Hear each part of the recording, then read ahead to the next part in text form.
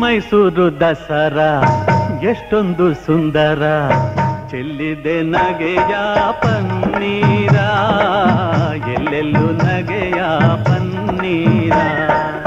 ಮೈಸೂರು ದಸರಾ ಎಷ್ಟೊಂದು ಸುಂದರ, ಚೆಲ್ಲಿದೆ ನಗೆಯ ಪನ್ನೀರ, ಎಲ್ಲೆಲ್ಲೂ ನಗೆಯ ಪನ್ನೀರ. ಎಲ್ಲ JSS ರೇಡಿಯೋ ಕೇಳುಗರಿಗೆ ನವರಾತ್ರಿ ಹಬ್ಬದ ಹಾರ್ದಿಕ ಶುಭಾಶಯಗಳು ಹಾಗೂ ನಮಸ್ಕಾರಗಳು. ಇದೀಗ ಮೈಸೂರಿನ ಅತ್ಯಂತ ಪ್ರಸಿದ್ಧವಾದಂತಹ ವಿಶ್ವವಿಖ್ಯಾತವಾದಂತಹ ನಾಡಹಬ್ಬ ದಸರಾ ಮಹೋತ್ಸವ ಪ್ರಾರಂಭ ಆಗ್ತಾ ಇದೆ. ಮೈಸೂರಿನ ಹೆಮ್ಮೆ ದಸರಾ ಉತ್ಸವ. ಬಹಳ ವರ್ಷಗಳಿಂದ ನಡೀತಿರುವಂತಹ ಈ ಒಂದು ಉತ್ಸವವನ್ನು ಮೈಸೂರಿನಲ್ಲಿ ವಿಶೇಷವಾಗಿ ಆಚರಣೆ ಮಾಡಲಾಗ್ತಾ ಇದೆ. ಪ್ರತಿ ವರ್ಷ ದಸರಾ ಉತ್ಸವ ಆರಂಭ ಆಗುವಾಗ ಒಂದು ಪ್ರಶ್ನೆ ಸಾಮಾನ್ಯವಾಗಿ ನಮ್ಮನ್ನು ಕಾಡುತ್ತೆ. ಈ ದಸರಾ ಉತ್ಸವ ಯಾವಾಗ ಪ್ರಾರಂಭ ಆಯಿತು, ಯಾರು ಶುರು ಮಾಡಿದ್ರು ಅನ್ನುವಂತಹ ಒಂದು ಪ್ರಶ್ನೆ ಸಾಮಾನ್ಯವಾಗಿ ಮನಸ್ಸಿನಲ್ಲಿ ಮೂಡಿಬರುತ್ತೆ. ಸರ್ಕಾರ ಹೇಳುತ್ತೆ ಈ ವರ್ಷದ ದಸರಾ 415ನೇ ವರ್ಷದ ದಸರಾ ಹಾಗೆ ಅಂತ ಹೇಳುತ್ತೆ. ಯಾವಾಗ ಶ್ರೀರಂಗಪಟ್ಟಣದಲ್ಲಿ ರಾಜ ಒಡೆಯರ್ ದಸರಾ ಉತ್ಸವವನ್ನು ಆರಂಭ ಮಾಡಿದ್ರೋ ಆ 1610 ಲೆಕ್ಕಕ್ಕೆ ತೆಗೆದುಕೊಂಡು ಅಲ್ಲಿಂದ ಇದು 415 ವರ್ಷ ಆಯಿತು. ಅದರಿಂದ ಇದು 415 ವರ್ಷದ ದಸರಾ ಉತ್ಸವ ಹಾಗೆ ಅಂಥೇಳಿ ಸರ್ಕಾರ ಹೇಳುತ್ತೆ. ಆದರೆ 1610ರಲ್ಲಿಯೂ ದಸರಾ ನಡೆದಿತ್ತು. ಆ ಲೆಕ್ಕವನ್ನು ಪರಿಗಣನೆ ಮಾಡೋ ಹಾಗಿದ್ದರೆ ಇದು 416ನೇ ವರ್ಷದ ದಸರಾ ಉತ್ಸವ ಆಗುತ್ತೆ. ಮತ್ತೊಂದು ಲೆಕ್ಕಾಚಾರ ಇದೆ. ಮೈಸೂರಿನಲ್ಲಿ ದಸರಾ ಉತ್ಸವ ಯಾವಾಗ ಪ್ರಾರಂಭ ಆಯಿತು ಅಲ್ಲಿಂದ ಲೆಕ್ಕ ತಗೋಬೇಕಲ್ವಾ ಅನ್ನೋವಂಥದ್ದು. ಆ ಲೆಕ್ಕದಲ್ಲಿ ಮೈಸೂರಿನಲ್ಲಿ ದಸರಾ ಉತ್ಸವವನ್ನು ಮೈಸೂರಿನ ಅರಸರು ಪ್ರಾರಂಭ ಮಾಡಿದ್ದು 1799ರಲ್ಲಿ. ಆ ಲೆಕ್ಕವನ್ನು ತಗೊಂಡ್ರೆ 256 ವರ್ಷಗಳು ಆಗಿದೆ. ಮತ್ತು ಈಗಿನ ಮೈಸೂರು ಅರಮನೆ ಏನಿದೆ, ಈ ಅರಮನೆಯಲ್ಲಿ ನಡೀತಿರೋಂಥ ದಸರಾ ಯಾವಾಗಿಂದ ನಡೀತು ಅನ್ನೋವಂಥ ಪ್ರಶ್ನೆ ಬರುತ್ತೆ. ಅದು 1907ರಿಂದ ಮೈಸೂರು ಅರಮನೆಯನ್ನು, ಈಗಿನ ಅರಮನೆಯ ಮುಂಭಾಗದಿಂದ ದಸರಾ ಮೆರವಣಿಗೆ ಪ್ರಾರಂಭ ಆಗುತ್ತೆ. ಅದನ್ನು ಲೆಕ್ಕ ತಗೊಳ್ಳೋ ಹಾಗಿದ್ರೆ 118 ವರ್ಷಗಳಾಗತ್ತೆ. ಸರ್ಕಾರ ಶ್ರೀರಂಗಪಟ್ಟಣದ ಲೆಕ್ಕವನ್ನು ಇಟ್ಕೊಂಡು 1610 ಲೆಕ್ಕದಲ್ಲಿ ಇಟ್ಕೊಂಡು 415, 416ನೇ ವರ್ಷದ ದಸರಾ ಹಾಗೆ ಅಂಥೇಳಿ ಹೇಳುತ್ತೆ. ಹಾಗಿದ್ರೆ 415, 416 ವರ್ಷಗಳಿಂದ ಮಾತ್ರ ದಸರಾ ಉತ್ಸವ ನಡೀತಾ ಇರೋದ, ಅದಕ್ಕಿಂತ ದಸರಾ ಉತ್ಸವ ನಡೀತಾ ಇರಲಿಲ್ವಾ ಅನ್ನೋಂಥ ಪ್ರಶ್ನೆ ಬರುತ್ತೆ. ಅದನ್ನು ಪರಿಶೀಲನೆ ಮಾಡ್ತಾ ಹೋದಾಗ, ಸಂಶೋಧನೆ ಮಾಡುವಾಗ ನಮಗೆ ಗೊತ್ತಾಗುವಂಥದ್ದು, ಇಲ್ಲ ಇದು ವಿಜಯನಗರದಲ್ಲಿ ನಡೀತಾ ಇದ್ದಂತಹ ಉತ್ಸವ ಅದು. ಆನಂತರ ಅದನ್ನು ಮೈಸೂರು ಅರಸರು ಶ್ರೀರಂಗಪಟ್ಟಣದಲ್ಲಿ ಆರಂಭ ಮಾಡಿದ್ರು ಅನ್ನುವಂಥದ್ದು ಕಂಡುಬರುತ್ತೆ. ವಿಜಯನಗರದ ಆರಂಭ ಆದಂಥದ್ದು 1336 ಆಗ ಪ್ರಾರಂಭ ಆಯಿತು. ಆ ಸಮಯದಲ್ಲಿ ದೇಶದಲ್ಲಿ ರಾಜಕೀಯ ಪರಿಸ್ಥಿತಿ ಹೇಗಿತ್ತು ಅನ್ನುವಂಥದ್ದನ್ನು ನೋಡಬೇಕು. ಏಕೆಂದರೆ ವಿಜಯನಗರದ ಸಾಮ್ರಾಜ್ಯ ಆರಂಭ ಆದಾಗ ಅದನ್ನು ಅಲ್ಲಿಯ ಅರಸರು ಹಕ್ಕ ಮತ್ತು ಬುಕ್ಕರು, ಏನು ನಾವು ಹೆಸರನ್ನ ಕೇಳ್ತೀವಿ, ಹರಿಹರ ಮತ್ತು ಬುಕ್ಕರಾಯ, ಅವರು ಅದನ್ನು ಹಿಂದೂ ಸಾಮ್ರಾಜ್ಯ ಹಾಗೆ ಅಂಥೇಳಿ ಘೋಷಣೆಯನ್ನು ಮಾಡಿದ್ರು. ಅದನ್ನು ಯಾಕೆ ಹಿಂದೂ ಸಾಮ್ರಾಜ್ಯ ಅಂತ ಘೋಷಣೆ ಮಾಡಬೇಕಾದಂಥ ಅನಿವಾರ್ಯತೆ ಏನಿತ್ತು ಅನ್ನೋವಂಥದಕ್ಕೆ ಒಂದಷ್ಟು ಹಿನ್ನೆಲೆಯನ್ನು ನೋಡಬೇಕಾಗತ್ತೆ. ನಮಗೆ ಗೊತ್ತಿರೋ ಹಾಗೆ ಈ ಮೊಘಲರು ಅಥವಾ ಮುಸಲ್ಮಾನ್ ದೊರೆಗಳು ನವದೆಹಲಿಯನ್ನು ಆಕ್ರಮಿಸ್ಕೊಳ್ತಾರೆ. ಇಡೀ ಉತ್ತರ ಭಾರತ ಅವರ ಒಂದು ನಿಯಂತ್ರಣಕ್ಕೆ ಬರುತ್ತೆ. ಅದರಲ್ಲಿ ಮುಬಾರಕ್ ಅನ್ನೋಂಥವನು 1316 ಆಗಲೇ ಅವನು ದೆಹಲಿಯ ರಾಜನಾಗಿ ಕೂತ್ಕೋತಾನೆ. ಅದಾದ ನಂತರ ನಮಗೆ ಬಂದಂಥದ್ದು ಮೊಹಮ್ಮದ್ ಬಿನ್ ತೊಗಲಕ್. ಇವರುಗಳಿಗೆ ಉತ್ತರ ಭಾರತದಲ್ಲಿ ನಮ್ಮ ಅಧಿಕಾರ ಇದೆ, ದಕ್ಷಿಣದಲ್ಲೂ ನಮ್ಮ ಅಧಿಕಾರ ಇರಬೇಕು ಅನ್ನೋಂತಹ ಒಂದು ಮನಸ್ಸು. ಹಾಗಾಗಿ ದಕ್ಷಿಣ ಭಾರತದ ಮೇಲೆ ಅವರು ದಂಡೆತ್ತಿ ಬರ್ತಾರೆ, ಇಲ್ಲಿಯ ರಾಜ್ಯವನ್ನು ವಶಪಡಿಸ್ಕೋಬೇಕು ಅಂತ. ಆಗ ದಕ್ಷಿಣದ ರಾಜ್ಯಗಳಲ್ಲಿ ಮುಖ್ಯವಾಗಿದ್ದಂಥದ್ದು ಯಾದವರು ಮತ್ತು ಹೊಯ್ಸಳರು. ಇವರ ದೊಡ್ಡ ಮನೆತನ ಇರುತ್ತೆ. ಜೊತೆಗೆ ಪಾಂಡ್ಯರು, ಯಾದವರು ಮತ್ತು ಹೊಯ್ಸಳರು, ಇದು ದೊಡ್ಡ ಮನೆತನ. ಆದರೆ ಇವರುಗಳ ನಡುವೆ ಒಂದು ರೀತಿಯಾದಂಥ ಅಂತಃಕಲಹ ಇತ್ತು, ಪರಸ್ಪರ ಹೊಂದಾಣಿಕೆ ಇರಲಿಲ್ಲ. ಇದರಿಂದಾಗಿ ಈ ಉತ್ತರ ಭಾರತದಿಂದ ದಂಡಯಾತ್ರೆಗೆ ಬಂದಂಥವರು ಸುಲಭವಾಗಿ ದಕ್ಷಿಣ ಭಾರತಕ್ಕೂ ಪ್ರವೇಶ ಮಾಡೋದಕ್ಕೆ ಅನುಕೂಲ ಆಯಿತು. ಅಲ್ಲಿ ಈ ರೀತಿಯಾಗಿ ದಾಳಿಕೋರರ ಮೊದಲ ಉದ್ದೇಶ ದೇಶದ ಧನ ಸಂಪತ್ತನ್ನು ದೋಚಬೇಕು ಅನ್ನೋದೇ ಆಗಿತ್ತು. ಆದರೆ ಇಲ್ಲಿಯ ರಾಜರ ನಡುವೆ ಇದ್ದಂತಹ ಭಿನ್ನಾಭಿಪ್ರಾಯ, ಒಡಕು ಇವುಗಳನ್ನು ಉಪಯೋಗಿಸ್ಕೊಂಡು ಅವರು ರಾಜ್ಯವನ್ನೇ ಕಬಳಿಕೆಯನ್ನು ಮಾಡಿದ್ರು. ಇದೇ ತಂತ್ರವನ್ನು ಬ್ರಿಟಿಷ್ನವರು ಸಹ ಮುಂದೆ ಮಾಡಿದ್ದನ್ನು ನಾವು ನೋಡ್ತೀವಿ. ಇಲ್ಲೇನಾಯಿತು, 1316ರಲ್ಲಿ ಮುಬಾರಕ್ ದೇಶದ ರಾಜಧಾನಿ ದೆಹಲಿಯ ಸುಲ್ತಾನನಾಗಿ ಕುಳಿತ ನಂತರ ದಕ್ಷಿಣಕ್ಕೆ ಬಂದು ದೇವಗಿರಿಯನ್ನು ವಶಪಡಿಸ್ಕೊಳ್ತಾನೆ. ಇಲ್ಲೆಲ್ಲ ಅವ್ರು ಮಾಡ್ತಾ ಇದ್ದಿದ್ದು ಏನು ಅಂತ ಹೇಳಿದ್ರೆ, ಅವ್ರಿಗೆ ದೆಹಲಿ ಸಿಂಹಾಸನ ಮುಖ್ಯವಾದಂತಹದ್ದು. ದಕ್ಷಿಣ ಭಾರತ ಅದು ಬೇರೆ ಕಡೆಗೆ ಒಂದು ರಾಜ್ಯವನ್ನು ವಶಪಡಿಸಿಕೊಂಡ ನಂತರ ಅಲ್ಲಿಗೆ ತಮ್ಮ ಒಬ್ಬ ಪ್ರತಿನಿಧಿಯನ್ನು ನೇಮಕ ಮಾಡಿ ಅವರು ವಾಪಸ್ಸು ದೆಹಲಿಗೆ ಹೋಗ್ತಾ ಇದ್ರು. ಇಲ್ಲಿ ತನಕ ನಮ್ಮ ಸಾಮ್ರಾಜ್ಯ ಬೆಳೆದಿದೆ ಅಂತ ಹೇಳ್ಕೊಳ್ತಾ ಇದ್ರು. ಹಾಗೆ ಮುಬಾರಕ್ ದಕ್ಷಿಣಕ್ಕೆ ಬಂದು ದೇವಗಿರಿಯನ್ನು ವಶಪಡಿಸ್ಕೊಂಡು ತನ್ನ ಪ್ರತಿನಿಧಿಯನ್ನು ಅಲ್ಲಿ ನೇಮಕವನ್ನು ಮಾಡ್ತಾನೆ. ಆಗ ದಕ್ಷಿಣದ ರಾಜರಿಗೆ ಗಾಬರಿ ಆಗುತ್ತೆ. ಯಾಕೆಂದರೆ ದೇವಗಿರಿ ವಶಪಡಿಸ್ಕೊತಾರೆ, ಓರಂಗಲ್ ವಶಪಡಿಸ್ಕೊಂಡ್ಬಿಡ್ತಾರೆ. ಹೀಗೆ ಬಿಡ್ತು ಅಂತ ಹೇಳಿದ್ರೆ ನಮ್ಮ ರಾಜ್ಯಗಳು ಸಹ ಹೊರಟೋಗುತ್ತೆ ಅನ್ನೋಂತಹ ಒಂದು ಗಾಬರಿ ಆ ಸಮಯದಲ್ಲಿ ಆಗುತ್ತೆ. ಆಗ ಅದರ ವಿರುದ್ಧವಾಗಿ ನಾವು ಹೋರಾಡಬೇಕು ಅಂತಂದರೆ ಇವರಲ್ಲಿ ಪರಸ್ಪರ ಹೊಂದಾಣಿಕೆ ಇರಲ್ಲ.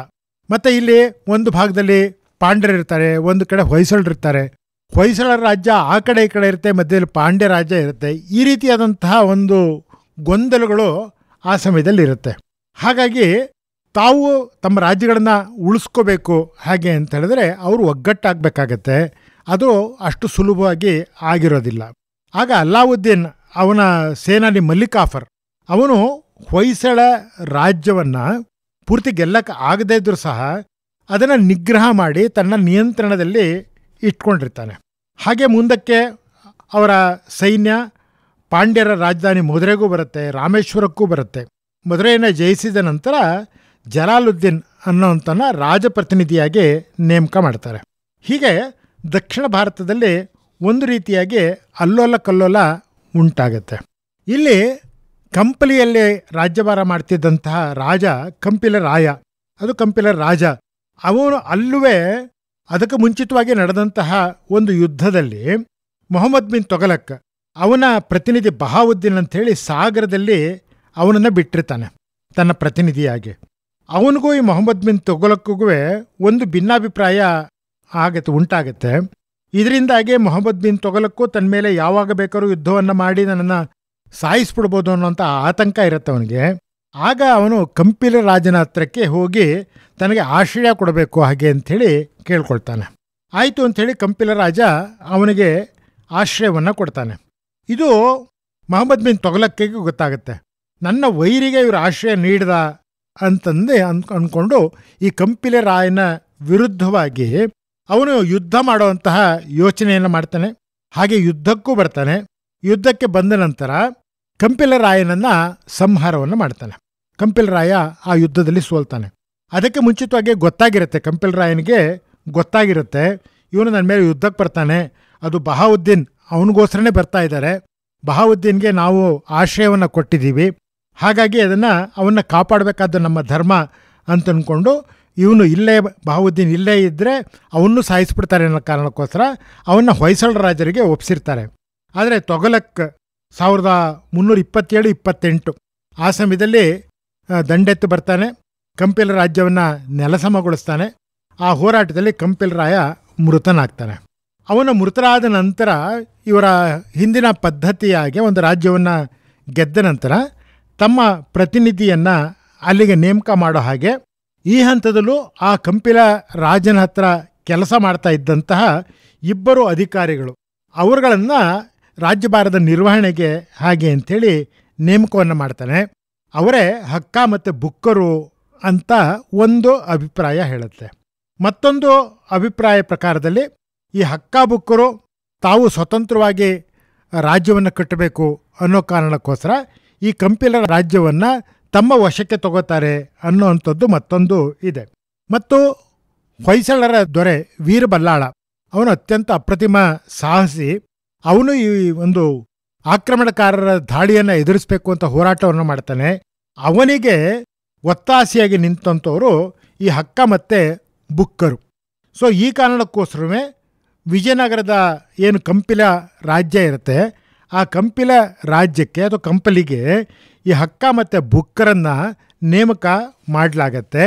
ಅದಕ್ಕೆ ಮುಂಚಿತವಾಗಿಂದನೂ ಇವರು ರಾಜಕೀಯದ ಪರಿಸ್ಥಿತಿ, ದೇಶದ ಪರಿಸ್ಥಿತಿಯನ್ನು ಗಮನಿಸ್ತಾ ಇರ್ತಾರೆ.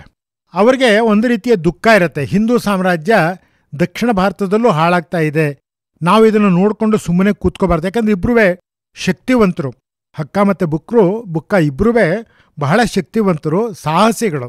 ಹೇಗಾದರೂ ಮಾಡಿ ಹಿಂದೂ ಸಾಮ್ರಾಜ್ಯವನ್ನು ಸ್ಥಾಪನೆ ಮಾಡಬೇಕು ಹಾಗೆ ಅಂತ ಅವರ ಮನಸ್ಸಲ್ಲಿರುತ್ತೆ.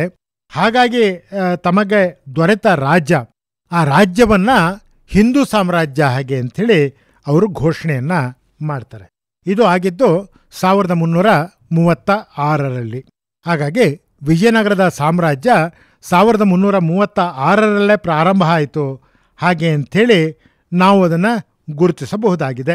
ಯಾವಾಗ ಇದನ್ನು ಹಿಂದೂ ಸಾಮ್ರಾಜ್ಯ ಹಾಗೆ ಅಂಥೇಳಿ ಘೋಷಣೆಯನ್ನು ಮಾಡ್ತಾರೋ ಅದಕ್ಕೆ ತಕ್ಕ ಹಾಗೆ ಹಿಂದೂ ಸಂಪ್ರದಾಯಗಳು ಅಲ್ಲಿ ಆಚರಣೆಗೆ ಒಳಪಡುತ್ತೆ. ಸಾಕಷ್ಟು ಉತ್ಸವಗಳನ್ನು ಆಚರಣೆ ಮಾಡೋದಕ್ಕೆ ಪ್ರಾರಂಭ ಮಾಡ್ತಾರೆ. ನಾವು ಇವತ್ತು ಹಂಪಿಗೆ ಹೋದಾಗ ನೋಡುವಂತಹ ದೊಡ್ಡ ದೊಡ್ಡ ಪ್ರತಿಮೆಗಳು, ಕಲ್ಲಿನ ಪ್ರತಿಮೆಗಳನ್ನು ನಾವು ನೋಡ್ತೀವಿ. ಅದರಲ್ಲಿ ಬಡವಿಲಿಂಗವನ್ನು ನೋಡ್ತೀವಿ, ಸಾಸಿವೆ ಕಾಳು ಗಣಪತಿ, ಕಡಲೆಕಾಳು ಗಣಪತಿ ಇತ್ಯಾದಿಗಳು ಬೃಹದಾಕಾರದ ಕಲ್ಲಿನ ವಿಗ್ರಹಗಳನ್ನು ನಾವಲ್ಲಿ ನೋಡ್ತೀವಿ. ಅದೆಲ್ಲವೂ ಆ ಕಾಲದಲ್ಲಿ ಸ್ಥಾಪನೆ ಆದಂಥದ್ದು. ತಮ್ಮ ರಾಜ್ಯ ಹಿಂದೂ ಸಾಮ್ರಾಜ್ಯ ಅಂತ ಹೇಳ್ಕೊಳ್ಳೋದಕ್ಕೋಸ್ಕರ ಈ ರೀತಿಯಾಗಿ ಅವರು ಪ್ರತಿಮೆಗಳನ್ನು ನಿಲ್ಲಿಸಿ ಧಾರ್ಮಿಕವಾದಂತಹ ಶ್ರದ್ಧೆ ಜನರಿಗೆ ಬರುವಂತಹ ಒಂದು ಕೆಲಸವನ್ನು ಮಾಡಿದ್ರು. ಇವರಿಗೆ ವಿದ್ಯಾರಣ್ಯರು ಸಹಕಾರವನ್ನು ನೀಡಿದ್ರು. ವಿದ್ಯಾರಣ್ಯರು, ಅವರ ಪೂರ್ವಾಶ್ರಮದ ಹೆಸರು ಮಾಧವ ಅಂಥೇಳಿ. ಅವರು ವಿದ್ಯಾರಣ್ಯರು ಹುಟ್ಟಿದ್ದು 1268ರಲ್ಲಿ. ಅವರು ಮುಂದಕ್ಕೆ ಶೃಂಗೇರಿಯ ಸ್ವಾಮೀಜಿಗಳು ಆಗ್ತಾರವರು. ಅವರು ಇವರ ಜೊತೆಗೆ ಒತ್ತಾಸೆಯಾಗಿ ನಿಲ್ತಾರೆ. ಅವರ ಮನಸ್ಸಿನಲ್ಲೂ ಇದು ಹಿಂದೂ ಸಾಮ್ರಾಜ್ಯ ಆಗಬೇಕು ಹಾಗೆ ಅಂಥೇಳಿ ಇರುತ್ತೆ. ಅವರು ಹೇಳ್ತಾರೆ, ಕಥೆಗಳಲ್ಲಿ ಹೇಳೋ ಪ್ರಕಾರದಲ್ಲಿ ಅವರಿಗೆ ಅಲ್ಲಿ ಗುಪ್ತ ನಿಧಿ ಸಿಕ್ತು, ಇದರಿಂದ ರಾಜ್ಯ ಕಟ್ಟೋದಕ್ಕೆ ಅನುಕೂಲ ಆಯಿತು ಹಾಗೆ ಅಂಥೇಳಿ. ಆನೆಗೊಂದಿಯಲ್ಲಿ ಇದ್ದಂತಹ ರಾಜಧಾನಿಯನ್ನು ನಂತರ ಅವರು ವಿಜಯನಗರಕ್ಕೆ ವರ್ಗಾವಣೆಯನ್ನು ಮಾಡ್ತಾರೆ. ಅದು ವಿಜಯ ಸಿದ್ಧಿಸಬೇಕು ಅನ್ನೋ ಕಾರಣವೇ ವಿಜಯನಗರ ಅನ್ನೋ ಅಂತ ಹೆಸರಿಡೋದಕ್ಕೆ ಕಾರಣ ಆಗತ್ತೆ. ಅಲ್ಲಿಂದ ಮುಂದೆ ಬಹಳ ದೊಡ್ಡದಾಗಿ ಮೊದಲನೇ ರಾಜನಾಗಿ ಹರಿಹರ ಅಥವಾ ಹಕ್ಕ ಅವನು ರಾಜ್ಯಭಾರವನ್ನು ವಹಿಸ್ಕೊಳ್ತಾನೆ 1336ರಲ್ಲಿ. ನಮಗೆ ದಿನಾಂಕನೂ ಗೊತ್ತಾಗತ್ತೆ, ಏಪ್ರಿಲ್ 18, 1336, ಧಾತುನಾಮ ಸಂವತ್ಸರದ ವೈಶಾಖ ಶುಕ್ಲ ಸಪ್ತಮಿ ಭಾನುವಾರ. ಅವತ್ತು ಈ ಹರಿಹರ ವಿಜಯನಗರದ ಸಾಮ್ರಾಜ್ಯವನ್ನು ಸ್ಥಾಪನೆ ಮಾಡಿ ಅದರ ದೊರೆಯಾಗಿ ನಿಂತ್ಕೋತಾನೆ. ಇವರುಗಳು ಸಂಗಮನ ವಂಶಕ್ಕೆ, ಇವರ ತಂದೆ ಸಂಗಮ, ಅವರ ವಂಶಕ್ಕೆ ಸೇರಿದಂಥವ್ರು 5 ಜನ ಅಣ್ಣ ತಮ್ಮಂದ್ರುಗಳು ಇವರು. ಅದರಲ್ಲಿ ಹರಿಹರ ಮೊದಲನೇವನು ಮತ್ತು ಬುಕ್ಕರಾಯ ಇವರು ಎರಡನೇವರು. ಇವನು ಹಕ್ಕ ಬುಕ್ಕ ಅಂಥೇಳಿ ನಾವು ಕರೆಯುವಂಥದ್ದು. ಮೊದಲನೇ ರಾಜನಾಗಿ ಹರಿಹರ ಅಧಿಕಾರಕ್ಕೆ ಬರ್ತಾನೆ 1336ರಿಂದ 1358 ತನಕ ಇವನು ರಾಜನಾಗಿರ್ತಾನೆ. ಇವನಿಗೆ ಒತ್ತಾಸೆಯಾಗಿ ಅವನ ಅಣ್ಣ ತಮ್ಮಂದಿರುಗಳು ಜೊತೆಗೆ ನಿಂತ್ಕೋತಾರೆ. ಎಲ್ಲರೂ ಒಳ್ಳೆಯ ಸಾಹಸಿಗಳಾಗಿರೋದ್ರಿಂದ ಸಾಮ್ರಾಜ್ಯ ವಿಸ್ತಾರವಾಗಿ ಬೆಳೀತಾ ಹೋಗುತ್ತೆ. ಅದಾದ ನಂತರ ಬುಕ್ಕರಾಯ, 1ನೆಯ ಬುಕ್ಕರಾಯ ಹಾಗೆ ಅಂತ ಕರಿತೀವಿ, ಅವನು 1356ರಲ್ಲಿ ಅಧಿಕಾರಕ್ಕೆ ಬರ್ತಾನೆ. 1377 ತನಕ ಅವನು ಅಧಿಕಾರವನ್ನು ನಡೆಸ್ತಾನೆ.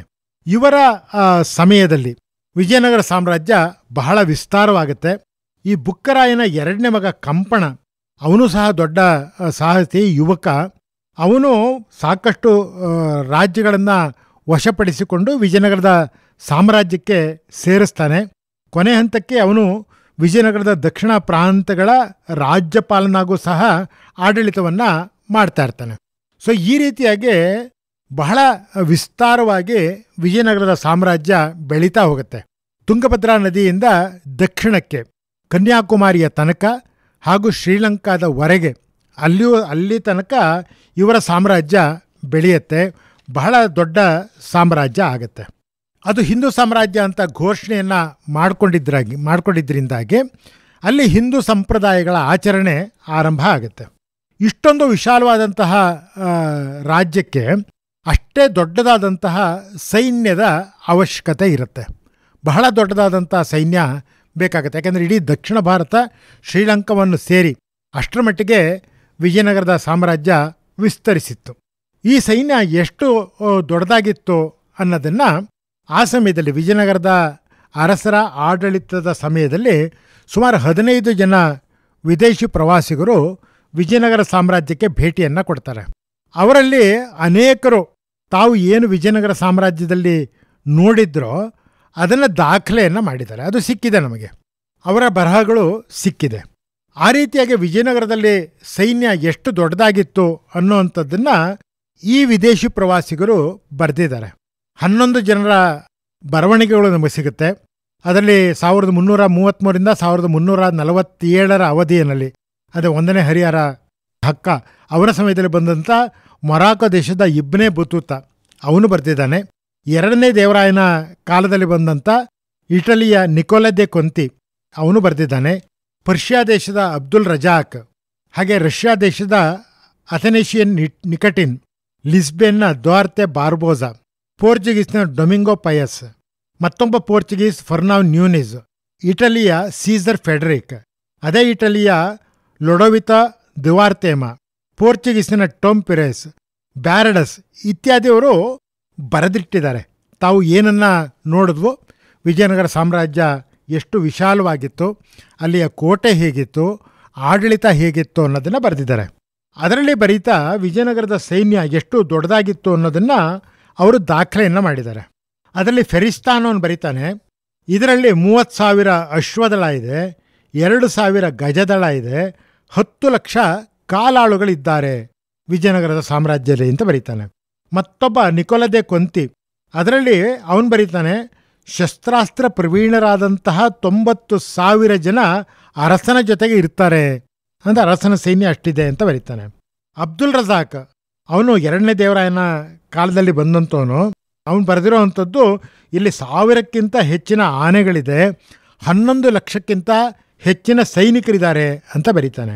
ಇನ್ನೊಬ್ಬ ಅಥನೇಷಿಯನ್ ನಿಕಟಿನ್ ಅವನು ಬರೀತಾನೆ, 300 ಆನೆ, 1 ಲಕ್ಷ ಕಾಲ್ದಳ, 50,000 ಕುದುರೆ ಇದೆ ಅಂತ ಬರೀತಾನೆ. ಮತ್ತೊಬ್ಬ ಡೊಮಿಂಗೋ ಪಯಸ್ ಅವನು ಬರೀತಾನೆ, ರಾಜನ ಹತ್ರ ಕಾದಾಟಕ್ಕೆ ಸಿದ್ಧವಾಗಿರುವಂಥ 1 ದಶಲಕ್ಷ ಸೈನ್ಯ ಇದೆ, 35,000 ಶಸ್ತ್ರಸಜ್ಜಿತ ಅಶ್ವದಳ ಇದೆ ಅಂತ ಬರೀತಾನೆ. ನ್ಯೂನಿಸ್ ಮತ್ತೊಬ್ಬ ಪ್ರವಾಸಿ ಬರೆಯುವಂಥದ್ದು, 3,70,000 ಕಾಲಾಳುಗಳಿದ್ದಾರೆ, 32,600 ಕುದುರೆ ಇದೆ, 551 ಆನೆ ಇದೆ ಅಂತ ಬರೀತಾನೆ. ಮತ್ತೊಬ್ಬ ಬಾರ್ಬೋಸಾ ಅನ್ನೋನು ಬರೀತಾನೆ, 900 ಆನೆ ಇದೆ, 20,000 ಕುದುರೆ ಇದೆ, 10 ಲಕ್ಷ ಸೇನೆ ಇದೆ ಅಂತ ಬರೀತಾನೆ. ಮತ್ತೊಬ್ಬ ವಿದೇಶಿ ಪ್ರವಾಸಿಗ ಕೃಷ್ಣದೇವರಾಯನ ಕಾಲದಲ್ಲಿ ಬಂದಂಥ ಕ್ಯಾಪ್ಟನ್ ಹೆಡ ಅವನು ಬರೀತಾನೆ, ರಾಜನು ತನ್ನ ಖರ್ಚಿನಿಂದಲೇ 1 ಲಕ್ಷ ಅಶ್ವಾಳುಗಳನ್ನು, 4,000 ಆನೆಗಳ ಸಿಬ್ಬಂದಿಯನ್ನು ಹೊಂದಿದ್ದಾನೆ ಅಂತ ಬರೀತಾನೆ. ರಾಯವಾಚಕಮು ಅನ್ನುವಂತಹ ಪುಸ್ತಕ ಕೃಷ್ಣದೇವರಾಯನ ಕಾಲದಲ್ಲಿ ಬರೆದಂತಹದ್ದು. ಅದರಲ್ಲಿ ಉಲ್ಲೇಖ ಮಾಡಲಾಗಿದೆ, ಕೃಷ್ಣದೇವರಾಯನ ಸಮಯದಲ್ಲಿ 120 ಘಟ್ಟಂ ಆನೆಗಳಿತ್ತು, ಅಂದರೆ ಸುಮಾರು 12-13 ಅಡಿಗಳಿಗಿಂತ ಎತ್ತರವಾದಂತಹ ಆನೆಗಳಿತ್ತು, 60,000 ಕುದುರೆ ಇತ್ತು, 5 ಲಕ್ಷ ಕಾಲಾಳಿತ್ತು, ಹಾಗೆ ಅಂಥೇಳಿ ಅವನು ಬರೀತಾನೆ. ಇದು ವಿಜಯನಗರದ ಸೈನ್ಯ ಎಷ್ಟು ವಿಶಾಲವಾಗಿತ್ತು ಅನ್ನೋವಂಥದ್ದನ್ನು ತೋರಿಸುತ್ತೆ. ಮತ್ತೊಂದು ಆಡಳಿತದ ಭಾಗವಾಗಿ ಈ ಹಕ್ಕಬುಕ್ಕರ ಕಾಲದಲ್ಲಿ ನಡೀತಾ ಇದ್ದಿದ್ದು, ಹಿಂದೆ ಏನು ನಮ್ಮಲ್ಲಿ ಈ ನಾಡಹಬ್ಬ ದಸರಾ ಅಥವಾ ನವರಾತ್ರಿ ಇದು ನಡ್ಕೊಂಡು ಬರ್ತಾ ಇತ್ತು, ಅದರ ಪರಿಪಾಲನೆಯನ್ನು ಇವರು ಮುಂದುವರ್ಸ್ಕೊಂಡು ಹೋಗ್ತಾರೆ. ಅಂದರೆ ಅದಕ್ಕೆ ಹಿಂದಿನಿಂದನೂ ಸಹ ನಮ್ಮಲ್ಲಿ ದಸರಾ ಉತ್ಸವ ನಡೀತಾ ಇತ್ತು. ಹಾಗಾಗಿ 1336 ಅಲ್ಲದೇ ಇದ್ದರು ಸುಮಾರು 1340-42 ಸುಮಾರಿನಲ್ಲಿ ವಿಜಯನಗರದಲ್ಲಿ ನವರಾತ್ರಿ ಉತ್ಸವ ಆರಂಭ ಆಯಿತು ಹಾಗೆ ಅಂಥೇಳಿ ನಾವು ಭಾವಿಸ್ಬೋದು. ಅದನ್ನು ಲೆಕ್ಕ ತಗೊಂಡ್ರು ಸುಮಾರು 680 ವರ್ಷಗಳಿಂದ ಈ ದಸರಾ ಉತ್ಸವ ನಡೀತಾ ಇದೆ ಅನ್ನೋಂಥದ್ದು ಕಂಡುಬರುತ್ತೆ. ಹಾಗಿದ್ರೆ ವಿಜಯನಗರದ ಅರಸರೇ ಈ ನವರಾತ್ರಿ ಉತ್ಸವವನ್ನು ಕಂಡು ಹಿಡಿದು ಪ್ರಾರಂಭ ಮಾಡಿದ್ರ ಅಂತಂದರೆ ಇಲ್ಲ, ಅದಕ್ಕಿಂತನೂ ಹಿಂದಿನಿಂದನೂ ನಮ್ಮ ದೇಶದಲ್ಲಿ ನವರಾತ್ರಿಯ ಆಚರಣೆ ಇತ್ತು ಅನ್ನೋದಕ್ಕೆ ಅನೇಕ ಪುರಾಣ ಗ್ರಂಥಗಳಲ್ಲಿ ಇದರ ಉಲ್ಲೇಖವನ್ನು ಮಾಡಿರೋದನ್ನು ನಾವು ಗಮನಿಸ್ಬೋದು. ಅದರಲ್ಲಿ ಸ್ಕಾಂದ ಪುರಾಣ, ದೇವಿ ಭಾಗವತ ಪುರಾಣ, ಮಾರ್ಕಂಡೇಯ ಪುರಾಣ, ಭವಿಷ್ಯೋತ್ತರ ಪುರಾಣ, ಭವಿಷ್ಯ ಮಹಾಪುರಾಣ, ನಾರದೀಯ ಪುರಾಣ, ಕಾಲಿಕಾ ಪುರಾಣ, ವರಾಹ ಪುರಾಣ, ಸೌರ ಪುರಾಣ ಇತ್ಯಾದಿ ಪುರಾಣ ಗ್ರಂಥಗಳಲ್ಲಿ, ಹಾಗೆ ನವರಾತ್ರ ಪ್ರದೀಪ, ನವರಾತ್ರಾರ್ಚನ ಪದ್ಧತಿ, ದುರ್ಗಾ ಪೂಜನ ಪದ್ಧತಿ, ಶ್ರೀದೇವಿ ಪೂಜಾಕಲ್ಪ, ಷೋಡಶಿ ಪೂಜಾಕಲ್ಪ, ಶಾಕ್ತ ದರ್ಶನ, ಸೌಂದರ್ಯ ಲಹರಿ ಇತ್ಯಾದಿ ಧಾರ್ಮಿಕ ಗ್ರಂಥಗಳಲ್ಲೂ ಸಹ ನವರಾತ್ರಿಯ ಬಗ್ಗೆ ಉಲ್ಲೇಖಗಳಿರೋದನ್ನು ನೋಡ್ತೀವಿ. ಈ ಪುರಾಣಗಳು, ಧಾರ್ಮಿಕ ಗ್ರಂಥಗಳು ಕ್ರಿಸ್ತ ಪೂರ್ವದಲ್ಲಿ ಬರೆದಿರುವಂತಹದ್ದು. ಕ್ರಿಸ್ತಪೂರ್ವ 2-3 ಸಾವಿರ ವರ್ಷಗಳ ಹಿಂದೆ ಬರೆದಿರುವಂಥದ್ದು. ಇದನ್ನು ಲೆಕ್ಕ ತಗೊಂತು ಅಂತ ಹೇಳಿದ್ರೆ ಸುಮಾರು 4-5 ಸಾವಿರ ವರ್ಷಗಳ ಹಿಂದಿನಿಂದ ನವರಾತ್ರಿಯ ಆಚರಣೆ ನಮ್ಮ ದೇಶದಲ್ಲಿ ನಡೀತಾ ಇದೆ ಅಂಥೇಳಿ ನಮಗೆ ತಿಳಿದು ಬರುತ್ತೆ. ಬಹುಶಃ ಪ್ರಪಂಚದ ಇತಿಹಾಸದಲ್ಲಿ ಈ ರೀತಿಯಾಗಿ 4-5 ಸಾವಿರ ವರ್ಷಗಳಿಂದ 10 ದಿವಸದ ಉತ್ಸವ ನಿರಂತರವಾಗಿ ನಡ್ಕೊಂಬರ್ತಿರುವಂಥದ್ದು ಈ ನವರಾತ್ರಿ ಅಥವಾ ದಸರಾ ಉತ್ಸವ ಅಂತ ಕಂಡುಬರುತ್ತೆ. ಇದಕ್ಕೆ ನಮ್ಮ ಭಾರತೀಯರಾದ ನಮ್ಮೆಲ್ರಿಗೂ ಅದು ಒಂದು ಹೆಮ್ಮೆಯ ವಿಷಯ. ಮತ್ತೆ ವಿಜಯನಗರದ ಸಾಮ್ರಾಜ್ಯಕ್ಕೆ ಬರೋ ಹಾಗಿದ್ರೆ, ವಿಜಯನಗರ ಸಾಮ್ರಾಜ್ಯ ಬಹಳ ವಿಸ್ತಾರವಾಗಿತ್ತು. ಶಕ್ತಿಯುತವಾದಂತಹ ಆಡಳಿತಗಾರರು ಅಲ್ಲಿ ಇದ್ದದನ್ನು ನಾವು ನೋಡ್ತೀವಿ. ಆ ಥರದಲ್ಲಿ ಇಲ್ಲಿ 3-4 ವಂಶಗಳು ವಿಜಯನಗರದ ಸಾಮ್ರಾಜ್ಯದ ಆಳ್ವಿಕೆಯನ್ನು ಮಾಡಿರೋದನ್ನು ನಾವು ನೋಡ್ತೀವಿ. ಆ ಥರದಲ್ಲಿ ಅದರಲ್ಲಿ ಮೊದಲನೇದಾಗಿ ಈ ಸಂಗಮ ವಂಶ, ಈ ಹಕ್ಕಬುಕ್ಕರ ತಂದೆ ಸಂಗಮ. ಆ ಸಂಗಮ ವಂಶದಲ್ಲಿ 7 ಜನ ರಾಜರು ಆಳ್ವಿಕೆಯನ್ನು ಮಾಡ್ತಾರೆ. ಅದಾದ ನಂತರ ಸಾಳುವ ವಂಶದ 3 ಜನ 18 ವರ್ಷ ಆಳ್ವಿಕೆಯನ್ನು ಮಾಡ್ತಾರೆ. ಆಮೇಲೆ ತುಳುವ ವಂಶ, ಆ ತುಳುವ ವಂಶದ 5 ಜನ 60 ವರ್ಷ ಆಳ್ವಿಕೆಯನ್ನು ಮಾಡ್ತಾರೆ. ಈ ತುಳುವ ವಂಶದಲ್ಲೇ ನಾವು ಕೃಷ್ಣದೇವರಾಯನ ಹೆಸರನ್ನು ನಾವು ಕೇಳ್ತೀವಿ. ನಂತರ ಕೊನೆಗೆ ಅರವೇಡು ವಂಶದ ರಾಮರಾಯ. ಈ ರೀತಿಯಾಗಿ 3 ಪ್ರಮುಖವಾದಂಥ ರಾಜವಂಶಗಳು ಆ ವಿಜಯನಗರದ ಆಡಳಿತವನ್ನು ಮಾಡಿದ್ದನ್ನು ನಾವು ನೋಡ್ತೀವಿ. ಇಷ್ಟೊಂದು ವಿಶಾಲವಾದಂತಹ ಸೈನ್ಯ ಇದೆ ಅಲ್ಲಿ ವಿಜಯನಗರದ ಸಾಮ್ರಾಜ್ಯದಲ್ಲಿ. ನವರಾತ್ರಿಯ ಆಚರಣೆಯಲ್ಲಿ ಹೇಳುವಂಥದ್ದು, ಯಾರು ನವರಾತ್ರಿ ಆಚರಣೆಯನ್ನು ಮಾಡ್ತಾರೆ ಅವರು 9 ದಿವಸಗಳು ನಿರಂತರವಾಗಿ ಪೂಜೆಯನ್ನು ಮಾಡಬೇಕು ಹಾಗೆ ಅಂತ. ಅದಕ್ಕೆ ಅವರು ಶಾಸ್ತ್ರಬದ್ಧವಾಗಿ ನವರಾತ್ರಿ ಆಚರಣೆಯನ್ನು ಮಾಡಬೇಕು. ಅದಕ್ಕೋಸ್ಕರ ಪಾಡ್ಯದ ದಿವಸ ಕಂಕಣವನ್ನು ಕಟ್ಕೋಬೇಕು. ಆಶ್ವಯುಜ ಮಾಸದ ಪಾಡ್ಯದ ದಿವಸ ಕಂಕಣವನ್ನು ಕಟ್ಕೋಬೇಕು. ಆನಂತರ ಅದನ್ನು ವಿಜಯದಶಮಿಯ ಹಿಂದಿನ ದಿವಸ, ನವಮಿ ದಿವಸ ಅದರ ವಿಸರ್ಜನೆಯನ್ನು ಮಾಡಬೇಕು. ಈ ರೀತಿ ಕಂಕಣವನ್ನು ಕಟ್ಕೊಂಡ್ರು ಅಂತ ಹೇಳಿದ್ರೆ ಆಗ ಅರಮನೆಯಿಂದ ಆಚೆಗೆ ಹೋಗೋ ಹಾಗಿಲ್ಲ, ಅಥವಾ ರಾಜ್ಯದ ಗಡಿಯಿಂದ ಆಚೆಗೆ ಹೋಗೋ ಹಾಗಿಲ್ಲ. ಯಾಕೆಂದರೆ ದೇವತಾ ಪೂಜೆಗೆ ಅಡಚಣೆ ಆಗಬಾರ್ದು ಅನ್ನುವಂಥ ಕಾರಣದಿಂದ ಈ ಕಂಕಣ ಧಾರಣೆಯನ್ನು ಮಾಡ್ಕೊಳ್ತಾ ಇದ್ರು. ಅದು ಇವತ್ತು ಸಹ ನಾವು ಮೈಸೂರಿನ ಪರಂಪರೆಯಲ್ಲಿ ಅದೇ ರೀತಿಯ ನೋಡ್ಕೊಂಬರ್ತೀವಿ. ಆಶ್ವಯುಜ ಮಾಸದ ಪಾಡ್ಯದ ಮೊದಲನೇ ದಿವಸ ಕಂಕಣ ಧಾರಣೆಯನ್ನು ಮಾಡಿದ ನಂತರ ನವಮಿಯ ದಿವಸ ಅದರ ವಿಸರ್ಜನೆ ಆಗುತ್ತೆ. ಆನಂತರವೇ ಅವರ ಅರಮನೆಯನ್ನು ಬಿಟ್ಟು ಹೊರಗೆ ಹೋಗುವಂಥದ್ದು. ಇದೇ ರೀತಿಯಾಗಿ ವಿಜಯನಗರದ ಅರಸರು ಸಹ ಕಂಕಣ ಧಾರಣೆಯನ್ನು ಮಾಡ್ಕೊಳ್ತಾ ಇದ್ರು. ಅಂದರೆ ಆ ಸಮಯದಲ್ಲಿ ಅರಮನೆಯನ್ನು ಬಿಟ್ಟು ಹೋಗುವಾಗಿಲ್ಲ, ಶಾಸ್ತ್ರಬದ್ಧವಾಗಿ ಪೂಜೆಯನ್ನು ಮಾಡಬೇಕು ಅನ್ನುವಂಥದ್ದು ಇದರ ಉದ್ದೇಶ. ಆ 10 ದಿವಸ ಅಥವಾ 9 ದಿವಸ ಅವರು ಕೇಂದ್ರ ಸ್ಥಾನದಲ್ಲೇ ಇರಬೇಕಾಗ್ತಿತ್ತು, ಹೊರಗಡೆಗೂ ಹೋಗುವಾಗಿಲ್ಲ, ಬೇರೆ ಯುದ್ಧಗಳನ್ನು ಮಾಡೋ ಹಾಗಿಲ್ಲ. ವಿಜಯನಗರದ ಸಾಮ್ರಾಜ್ಯ ಬೆಳೀತಾ ಇದ್ದ ಹಾಗೆಯೇ ಅದಕ್ಕೆ ಸುಮಾರು 200 ಜನ ಸಾಮಂತರು, ಪಾಳೆಗಾರರು, ಆಡಳಿತಗಾರರು ಅದರ ಅಧೀನದಲ್ಲಿ ಬರ್ತಾ ಇರ್ತಾರೆ. ಅಷ್ಟು ದೊಡ್ಡದಾಗಿ ಸಾಮ್ರಾಜ್ಯ ಬೆಳೆದಿರುತ್ತೆ. ಇಷ್ಟೊಂದು ವಿಸ್ತಾರವಾದಂತಹ ಸೈನ್ಯವನ್ನು ವಿಜಯನಗರದಾಸರು ಒಂದೇ ಕಡೆ ಇಟ್ಕೊಳ್ಳೋದಕ್ಕೆ ಸಾಧ್ಯ ಆಗೋದಿಲ್ಲ. 16 ಲಕ್ಷ ಜನರನ್ನು ಒಂದು ಕಡೆ ಇಟ್ಕೊಳ್ಳೋದಕ್ಕೆ ಸಾಧ್ಯ ಆಗೋದಿಲ್ಲ. ಅದಲ್ಲದೆ ಗಡಿಗಳನ್ನು ಕಾಯಬೇಕಾಗಿರುತ್ತೆ. ಈ ಕಾರಣಕ್ಕೋಸ್ಕರ ತಮ್ಮ ಸೈನ್ಯವನ್ನು ವಿಭಾಗಗಳನ್ನು ಮಾಡಿ ಅದನ್ನು ಈ ಸಾಮಂತರ ವಶಕ್ಕೆ ಅವರು ಸೈನ್ಯವನ್ನು ನೀಡಿರ್ತಾರೆ. ಈ ಸಾಮಂತರುಗಳು ಅವರ ಕೆಲಸ ಏನು ಅಂತ ಹೇಳಿದ್ರೆ ರಾಜನ ಪರವಾಗಿ ಆಡಳಿತವನ್ನು ಮಾಡಬೇಕು. ಮತ್ತು ಭೂಕಂದಾಯ ಮುಖ್ಯವಾಗಿ ಇದ್ದಂಥದ್ದು. ಆಗೆಲ್ಲ ಭೂಕಂದಾಯ, ರಾಜ್ಯದ ವರಮಾನ ಅಂದರೆ ಭೂಕಂದಾಯ. ಆ ಭೂಕಂದಾಯವನ್ನು ಅವರು ವಸೂಲಿ ಮಾಡಿ ರಾಜನಿಗೆ ಕೊಡಬೇಕು. ಆ ರಾಜನಿಗೆ ಕೊಡೋದಕ್ಕೆ ಮುಂಚೆ ಪೂರ್ವಭಾವಿಯಾಗಿ ಅದನ್ನು 3 ಭಾಗ ಮಾಡ್ತಾಯಿದ್ರು. ಒಂದು ಭಾಗ ರಾಜನಿಗೆ ಕೊಡಬೇಕಾದಂತಹ ಕಪ್ಪ ಅಥವಾ ತೆರಿಗೆ, ಅದನ್ನು ಕೊಡಬೇಕಾಗಿತ್ತು. ಇನ್ನು 3ನೇ ಒಂದು ಭಾಗ ಈ ರಾಜನ ಸೈನ್ಯ ಅವ್ರ ಹತ್ರ ಏನಿರುತ್ತೆ ಆ ಸೈನ್ಯವನ್ನು ಸಾಕೋದಕ್ಕೋಸ್ಕರ, ಅಲ್ಲಿ ಕುದುರೆ ಇತ್ಯಾದಿ ಪ್ರಾಣಿಗಳಿಗೆ ಮೇವು ಇತ್ಯಾದಿ ಮತ್ತು ಸೈನಿಕರ ಅವರ ವೇತನ ಇತ್ಯಾದಿಗಳು ಅವುಗಳನ್ನ ಕೊಡೋದಕ್ಕೆ ಅವರು ಸಂಗ್ರಹ ಮಾಡಿದಂಥ ಹಣದ 1/3 ಭಾಗವನ್ನು ಖರ್ಚು ಮಾಡಬಹುದಾಗಿತ್ತು. ಇನ್ನೂ ಉಳಿದ 1/3 ಭಾಗ ಮಾತ್ರ ಈ ಸಾಮಂತರು ಉಪಯೋಗಿಸ್ಕೊಳ್ಳೋದಕ್ಕೆ ಅವಕಾಶ ಇತ್ತು. ಈ ರೀತಿಯಾಗಿ ಅವರು ತೆರಿಗೆ ಏನು ಸಂಗ್ರಹವನ್ನು ಮಾಡ್ತಾಯಿದ್ರೋ ಆ ಸಂಗ್ರಹ ಮಾಡಿ ಅದರಲ್ಲಿ 1/3 ಭಾಗ ರಾಜನಿಗೆ ಏನು ಕೊಡಬೇಕಾಗಿತ್ತೋ ಅದನ್ನು ವಿಜಯನಗರಕ್ಕೆ ಅವರು ತಲುಪಿಸ್ಬೇಕಾಗಿತ್ತು. ಆಗ ವಿಜಯನಗರದ ಅರಸರು ಯೋಚನೆ ಮಾಡಿದ್ರು, ನಮ್ಮ ಸೈನ್ಯ ಇಷ್ಟು ದೊಡ್ಡದಾಗಿದೆ, ಇಷ್ಟೊಂದು ವೆಚ್ಚ ಆಗ್ತಾ ಇದೆ, ಆದರೆ ಇಡೀ ಸೈನ್ಯವನ್ನು ಒಟ್ಟಾಗಿ ನಮಗೆ ನೋಡೋದಕ್ಕೆ ಅವಕಾಶ ಇಲ್ಲ. ಬರೀ ಲೆಕ್ಕ ಸಿಗ್ತಾ ಇದೆ, ಸಾಮಂತರು ಅದಕ್ಕೋಸ್ಕರ ಖರ್ಚು ಮಾಡಿದ ಲೆಕ್ಕ ನಮಗೆ ಸಿಗ್ತಾ ಇದೆ, ಆದರೆ ಇಡೀ ಸೈನ್ಯ ಒಟ್ಟಾಗಿ ನೋಡೋದಕ್ಕೆ ಸಿಗ್ತಾ ಇಲ್ಲ. ಹಾಗಾಗಿ ಯಾಕೆ ಇಡೀ ಸೈನ್ಯವನ್ನು ವರ್ಷಕ್ಕೆ 1 ಸಾರಿ ಒಟ್ಟಾಗಿ ಸೇರಿಸಬಾರ್ದು ಹಾಗೆ ಅಂತ ಯೋಚನೆಯನ್ನು ಮಾಡಿದ್ರು. ಹಾಗೆಯೇ ತಮಗೆ ಕೊಡಬೇಕಾದಂತಹ ಕಪ್ಪ ತೆರಿಗೆ ಇದನ್ನು ಈ ಸಾಮಂತರುಗಳು ತಂದು ವಿಜಯನಗರಕ್ಕೆ ಕೊಡಬೇಕು. ಅದನ್ನು ಕೊಡಬೇಕಾದ್ರೆ ಆ ಹಿಂದಿನ ಕಾಲದಲ್ಲಿ ಕಳ್ಳರುಗಳು ಅವರ ಮಧ್ಯದಲ್ಲಿ ದರೋಡೆಯನ್ನು ಮಾಡಿ ಹಣವನ್ನೆಲ್ಲ ಕಿತ್ಕೊಂಡು ಹೋಗುವಂಥ ಸಂದರ್ಭಗಳು ಇತ್ತು. ಅದಾಗಬಾರ್ದು ಅಂದರೆ ತುಂಬ ರಕ್ಷಣೆಯಲ್ಲಿ ಅವರು ಆ ಹಣವನ್ನು ತಂದು ರಾಜನಿಗೆ ಕೊಡಬೇಕಾಗಿತ್ತು. ಈ ಎರಡನ್ನೂ ಯಾಕೆ ಒಂದೇ ಸಲ ಮಾಡಬಾರ್ದು ಅಂತ ಯೋಚನೆ ಮಾಡಿದಂತಹ ವಿಜಯನಗರದ ಅರಸರು ಇದಕ್ಕೆ ಆರಿಸ್ಕೊಂಡಿದ್ದು ನವರಾತ್ರಿ ಉತ್ಸವವನ್ನು. ಯಾಕಂದರೆ ನವರಾತ್ರಿ ಉತ್ಸವದಲ್ಲಿ ಅವರ ಕಂಕಣ ಧಾರಣೆಯನ್ನು ಮಾಡಿದಾಗ 9 ದಿವಸ ಅರಮನೆಯನ್ನು ಬಿಟ್ಟು ಹೊರಗಡೆ ಹೋಗೋ ಹಾಗಿರಲ್ಲ. ಈ ಸಂದರ್ಭದಲ್ಲೇ ಯಾಕೆ ಎಲ್ಲ ಸಾಮಂತರುಗಳಿಗೂ ಇಲ್ಲಿಗೆ ಬಂದು ಅವರು ಕೊಡಬೇಕಾದಂಥ ತೆರಿಗೆ ಅಥವಾ ಕಪ್ಪವನ್ನು ಕೊಟ್ಟು ಹೋಗಬಾರ್ದು ಅಂತ ಯೋಚನೆಯನ್ನು ಮಾಡಿದ್ರು. ಹಾಗೆ ಸೈನ್ಯವನ್ನು ಜಮಾವಣೆ ಮಾಡ್ಕೋಬೇಕು ಅನ್ನೋಂಥವನ್ನು ಯೋಚನೆ ಮಾಡಿ ಈ ನವರಾತ್ರಿ ಉತ್ಸವವನ್ನು ವಿಶೇಷವಾಗಿ ಅವರು ಆಚರಣೆಯನ್ನು ಮಾಡೋದಕ್ಕೆ ಪ್ರಾರಂಭ ಮಾಡಿದ್ರು. ಹಾಗಾಗಿ 2-3 ತಿಂಗಳು ಮುಂಚಿತವಾಗಿಯೇ ಈ ವರ್ಷದ ನವರಾತ್ರಿ ಉತ್ಸವ ಇಷ್ಟನೇ ತಾರೀಕಿಂದ ಇಷ್ಟನೇ ತಾರೀಕು ತನಕ ನಡೆಯುತ್ತೆ, ನೀವೆಲ್ಲ ಅದಕ್ಕೆ ಬರಬೇಕು ಹಾಗೆ ಅಂಥೇಳಿ ಸಾಮಂತ ರಾಜರಿಗೆ ಆಮಂತ್ರಣ ಪತ್ರಿಕೆಗಳು ಹೋಗ್ತಾ ಇತ್ತು.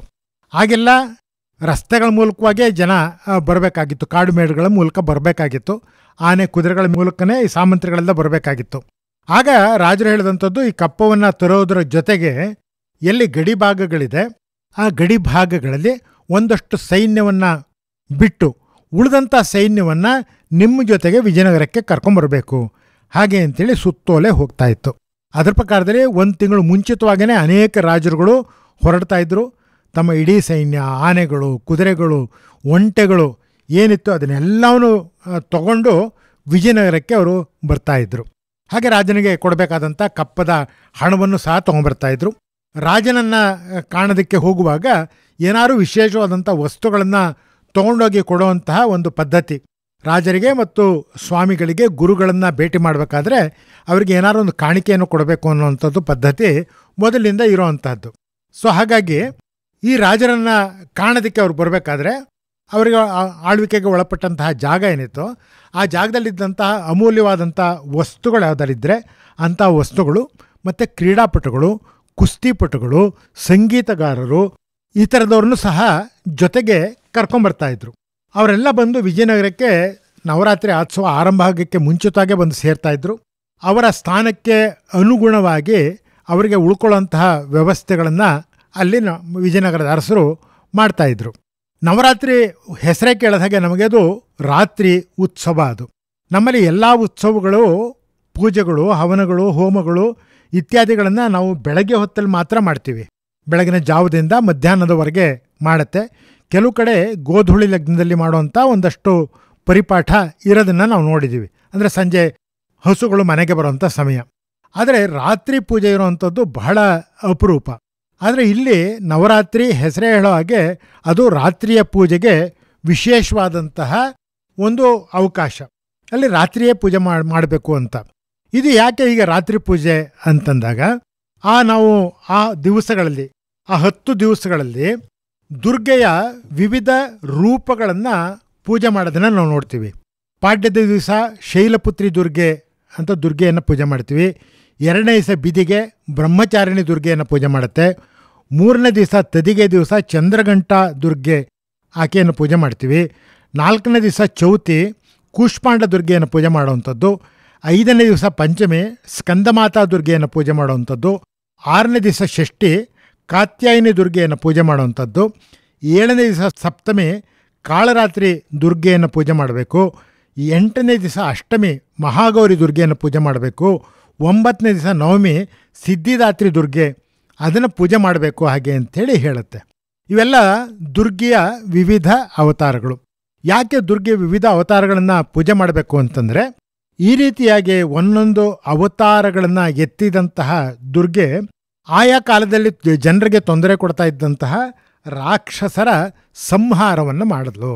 ಅದಕ್ಕೆ ಕೃತಜ್ಞತೆಗೋಸ್ಕರ ಆಕೆಯನ್ನು ಪೂಜೆ ಮಾಡಬೇಕು. ಹಾಗಿದ್ರೆ ರಾತ್ರಿ ಪೂಜೆ ಯಾಕೆ ಅಂತಂದರೆ, ಈ ರಾಕ್ಷಸರುಗಳೆಲ್ಲ ಮಾಯಾವಿಗಳು ಮತ್ತು ಅವರು ನಿಶಾಚರರು ಹಾಗೆ ಅಂತೇಳಿ ಕರೀತಾರೆ. ರಾತ್ರಿ ಹೊತ್ತಲ್ಲೇ ಅವರು ಕಾಣಿಸ್ಕೊಳ್ಳುವಂಥದ್ದು, ರಾತ್ರಿ ಹೊತ್ತಲ್ಲೇ ಅವರ ಓಡಾಟ, ಹಗಲು ಹೊತ್ತಿನಲ್ಲೇ ಅವರು ಕಾಣಿಸ್ಕೊಳ್ಳೋದಿಲ್ಲ. ಅವರನ್ನು ಸಂಹಾರ ಮಾಡಬೇಕು ಅಂತ ಹೇಳಿದ್ರೆ ರಾತ್ರಿ ಹೊತ್ತಲ್ಲೇ ಸಂಹಾರವನ್ನು ಮಾಡಬೇಕು. ಆ ಕಾರಣಕ್ಕೋಸ್ಕರ ಅವರ ಸಂಹಾರಗಳೆಲ್ಲ, ರಾಕ್ಷಸರ ಸಂಹಾರ ನಡೆದಂಥದ್ದು ರಾತ್ರಿಯ ಹೊತ್ತಿನಲ್ಲಿ. ಮತ್ತು ರಾಕ್ಷಸರದೆಲ್ಲ ಭೀಕರವಾದಂತಹ ರೂಪ, ಅವರನ್ನು ಸಂಹಾರ ಮಾಡಬೇಕಾದ್ರೆ ದುರ್ಗಿಯ ಅವತಾರಗಳು ಅದೇ ರೀತಿಯಾದಂತಹ ಭಯಂಕರವಾದಂತಹ ರೂಪಗಳಲ್ಲೇ ದುರ್ಗೆಯ ಅವತಾರವಾಗಿ ಈ ರಾಕ್ಷಸರುಗಳನ್ನು ಅವಳು ಕೊಂದಲು. ರಾಕ್ಷಸರು ಮಾಯಾವಿಗಳು, ಆದರೆ ದೇವತೆಗೂ ಮಾಯಾವಿತನ ಗೊತ್ತಿದ್ದರಿಂದಾಗಿ ಅವರ ಸಂಹಾರ ಆಯಿತು.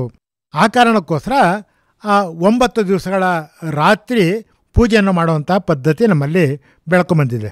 ಬಾಕಿ ಪೂಜೆಗಳು ಹಗಲಲ್ಲಾದರೆ ನವರಾತ್ರಿ ಸಮಯದಲ್ಲಿ ರಾತ್ರಿ ಪೂಜೆ, ಹಗಲು ಮತ್ತು ಮಧ್ಯಾಹ್ನದ ಪೂಜೆ ಮಾಡಿದ ನಂತರ ರಾತ್ರಿ ಪೂಜೆ ಮಾಡುವಂಥದ್ದು ಬಹಳ ವಿಶೇಷವಾದಂಥದ್ದು. ಬೆಳಗಿನಿಂದ ಉಪವಾಸ ಇದ್ದು ರಾತ್ರಿ ಪೂಜೆಯನ್ನು ಮಾಡಿದ ನಂತರ ಫಲಹಾರವನ್ನು ಸೇವನೆ ಮಾಡಬೇಕು ಅನ್ನುವಂಥ ಆಚರಣೆ ಇವತ್ತು ಅನೇಕ ಕಡೆಗಳಲ್ಲಿ ಇರೋದನ್ನು ನಾವು ನೋಡ್ತೀವಿ.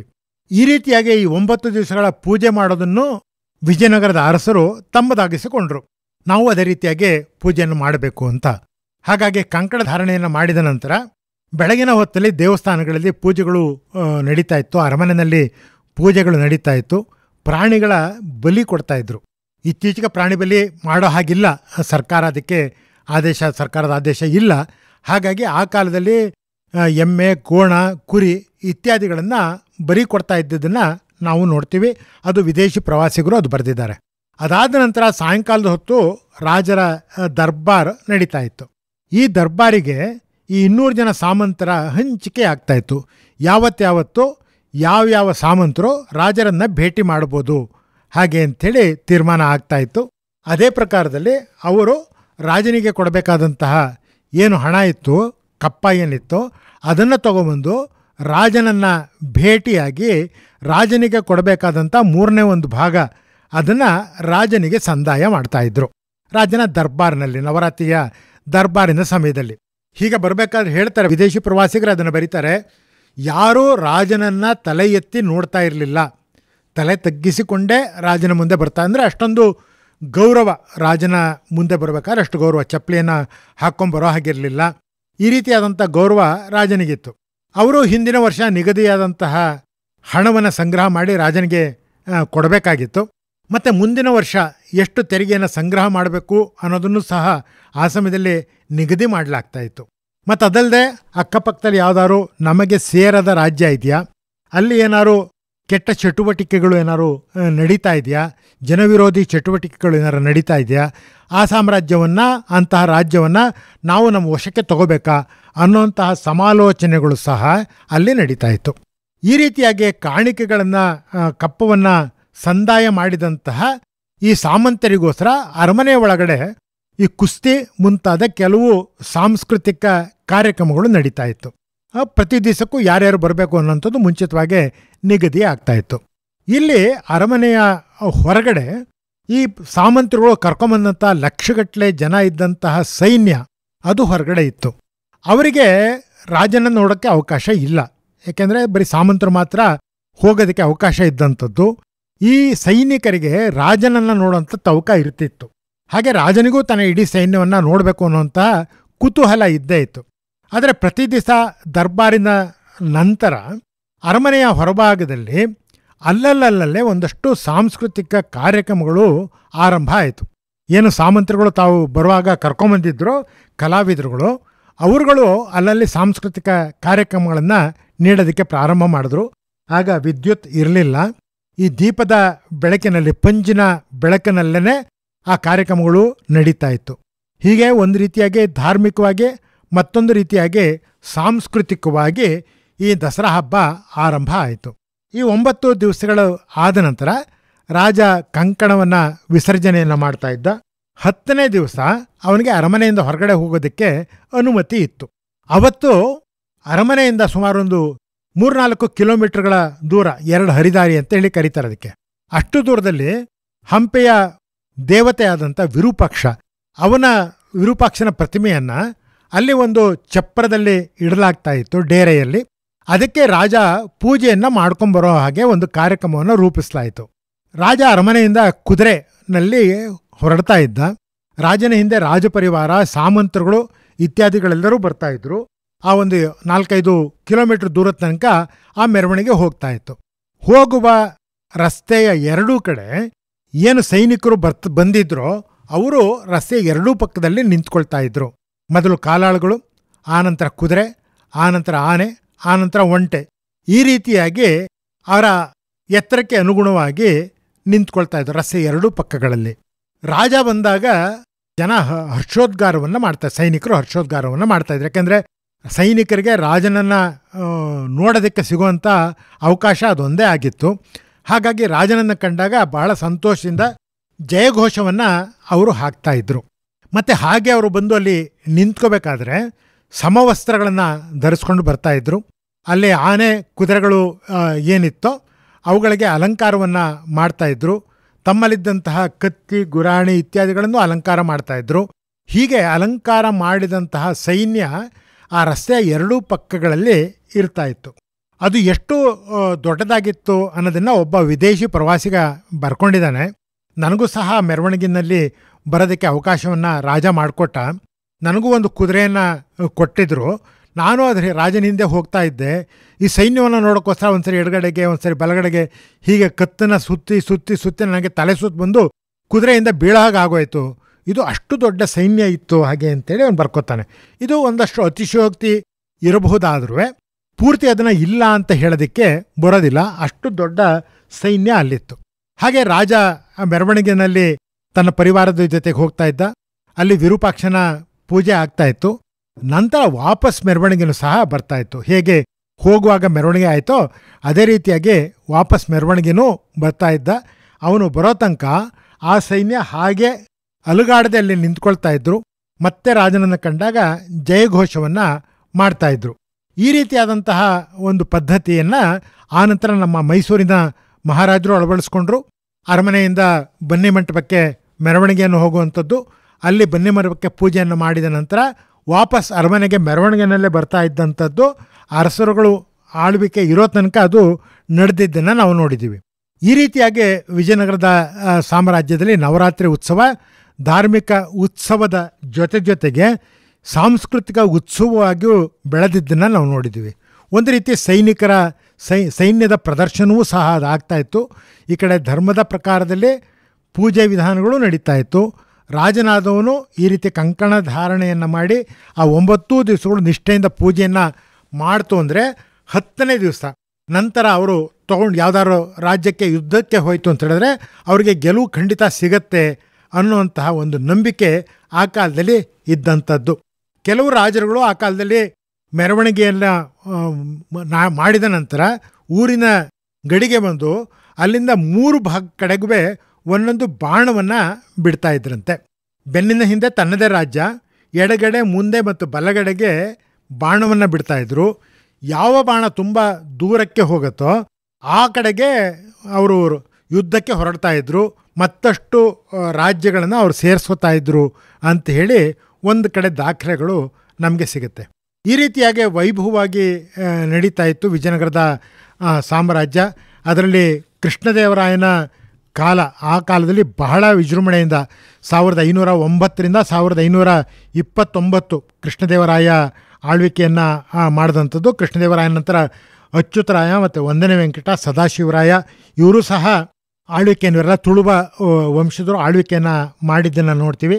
ಆನಂತರ 1565ರಲ್ಲಿ ನಡೆದಂತಹ ರಕ್ಕಸ ತಂಗಡಿ ಆ ಯುದ್ಧದಲ್ಲಿ ವಿಜಯನಗರದ ಸಾಮ್ರಾಜ್ಯಕ್ಕೆ ಸೋಲ್ ಆಗುತ್ತೆ.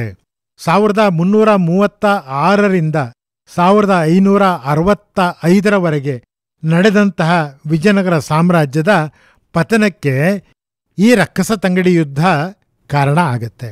ಅಲ್ಲಿಂದ ವಿಜಯನಗರ ಸಾಮ್ರಾಜ್ಯ ಅವನತಿಯನ್ನು ಕಾಣೋದಕ್ಕೆ ಪ್ರಾರಂಭ ಆಗುತ್ತೆ.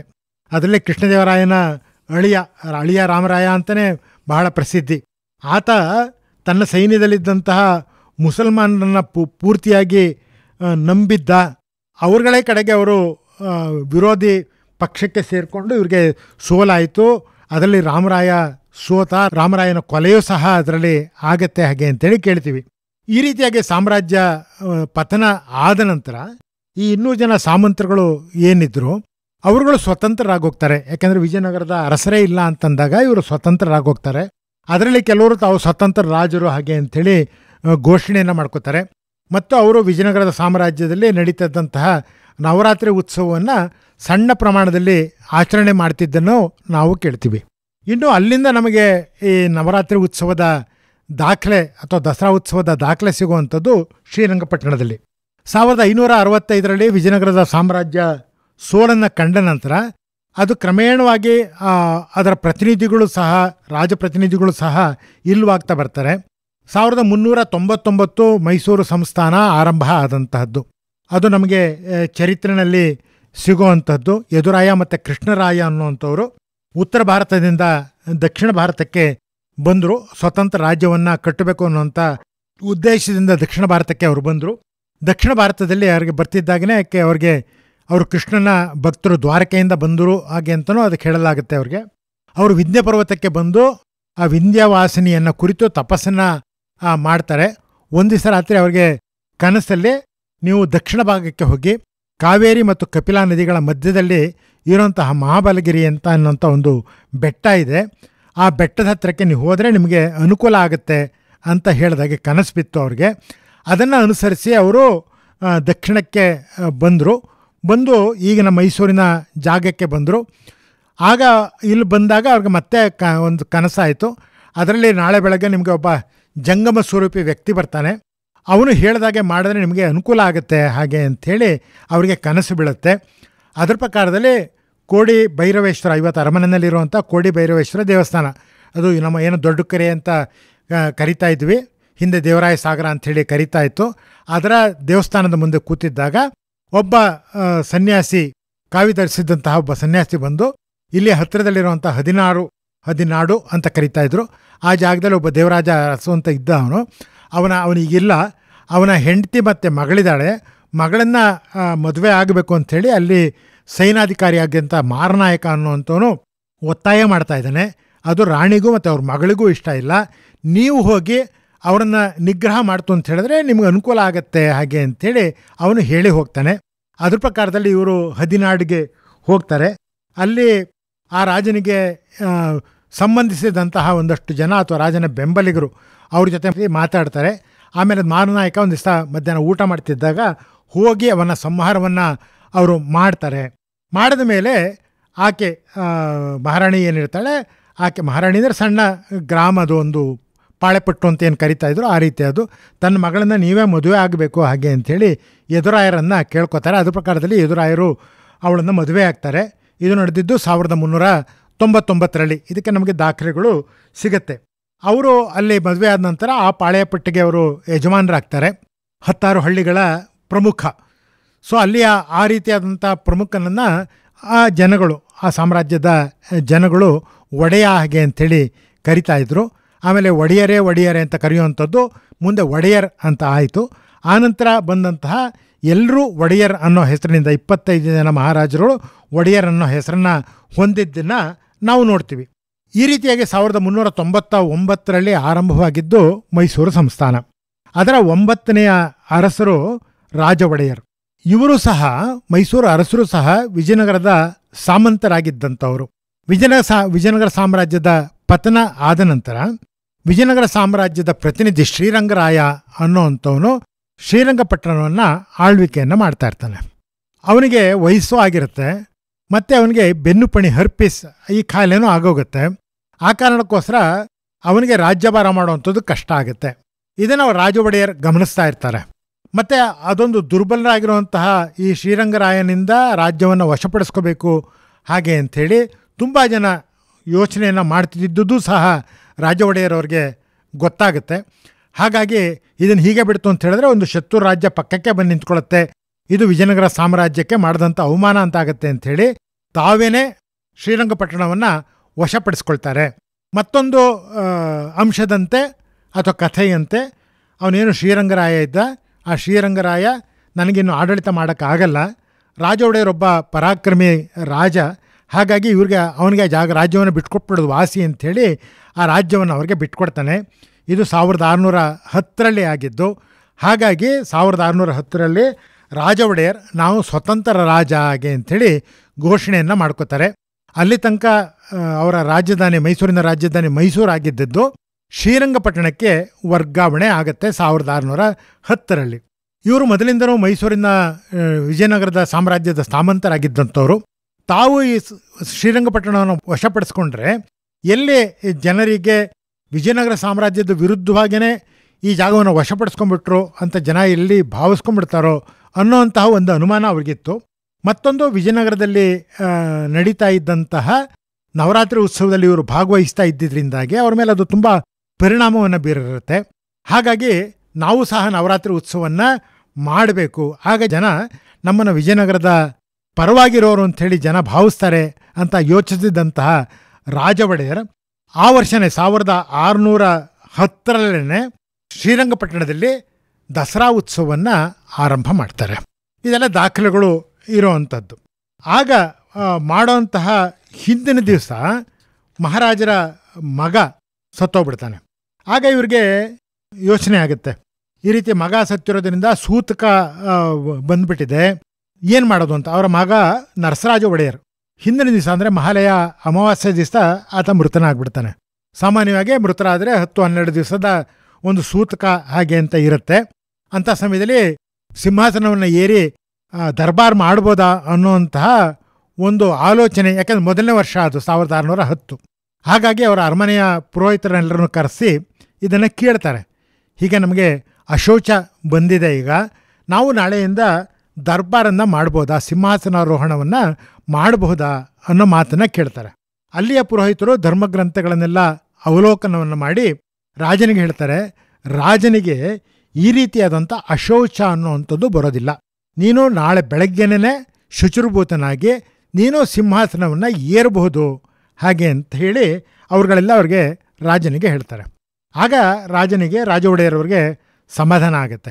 ಮತ್ತು ಅವರು ಒಂದು ಶಾಸನವನ್ನೇ ಮಾಡ್ತಾರೆ, ಇನ್ನು ಮುಂದಕ್ಕೂ ಸಹ ಈ ರೀತಿಯಾಗಿ ಯಾವುದಾದ್ರು ಅಶೌಚಗಳು ಬಂತು ಅಂತ ಹೇಳಿದ್ರೆ ದಸರಾ ಉತ್ಸವ ನಿಲ್ಲಬಾರ್ದು, ಆ ರೀತಿಯಾಗಿ ನಡೆಸ್ಕೊಂಡು ಹೋಗಬೇಕು ಹಾಗೆ ಅಂಥೇಳಿ. ಅಂದರೆ ಈ ರೀತಿಯಾಗಿ ಆಗಬಾರ್ದು, ದಸರಾ ನಡಿಬೇಕು, ಯಾಕಂದರೆ ಜನಗಳಿಗೋಸ್ಕರ ನಡೆಯುವಂತಹ ದಸರಾ ಹಾಗೆ ಅಂಥೇಳಿ ಅವರು ಒಂದು ಶಾಸನವನ್ನೇ ಮಾಡ್ತಾರೆ. ಹಾಗೆ 1610 ಶ್ರೀರಂಗಪಟ್ಟಣದಲ್ಲಿ ಇವರ ದಸರಾ ಉತ್ಸವ ಪ್ರಾರಂಭ ಆಗುತ್ತೆ. ರಾಜ ಒಡೆಯರ್ ಸಹ ಅತ್ಯಂತ ಶೂರರಾಗಿದ್ದಂಥವರು, ಬಹಳ ಸಾಹಸಿ, ರಾಜ್ಯದ ವಿಸ್ತಾರವನ್ನು ಸಹ ಅವರು ಮಾಡ್ತಾರೆ. ಇದು ನಮಗೆ ಇತಿಹಾಸದಲ್ಲಿ ಕಂಡುಬರುತ್ತೆ.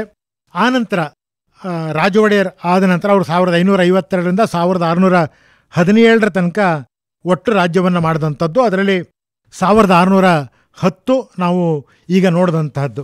ಅದಾದ ನಂತರ ರಣಧೀರ ಕಂಠೀರವ ನರಸರಾಜ ಒಡೆಯರ್ ಅವರು ಅಧಿಕಾರಕ್ಕೆ ಬರ್ತಾರೆ. ಅವರ ಹೆಸರಿನಲ್ಲೇ ರಣಧೀರ ಅನ್ನೋ ಪದವನ್ನು ನೋಡ್ತೀವಿ. ಕಂಠೀರವ ನರಸರಾಜ ಒಡೆಯರ್ ಅವರ ಹೆಸರಾಗಿದ್ದರೂ ಸಹ ಮಲ್ಲಯುದ್ಧ ಪ್ರವೀಣರು, ಶೂರರು, ತಿರುಚನಾಪಟ್ಟಿ ಅಲ್ಲಿಗೆ ಹೋಗಿ ಅಲ್ಲಿ ಜಟ್ಟಿಯನ್ನು ಸೋಲಿಸಿದಂಥವ್ರು, ಅಂಥ ಒಂದು ಸಾಹಸಿ ಮನೋಭಾವ ಇದ್ದಂಥವರು ರಣಧೀರವ ಕಂಠೀರವ ನರಸರಾಜ ಒಡೆಯರವರು.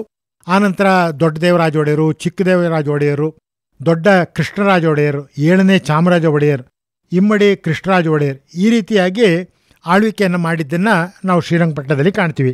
ಅದರಲ್ಲಿ ಇಮ್ಮಡಿ ಕೃಷ್ಣರಾಜ ಒಡೆಯರ್ ಅವರ ಸಮಯದ 1728 1766 ಅವರ ಸಮಯ. ಆ ಸಮಯದಲ್ಲಿ ಹೈದರ್ ಅಲಿಯ ಪ್ರವೇಶ ಆಗೋದನ್ನು ನಾವು ನೋಡ್ತೀವಿ.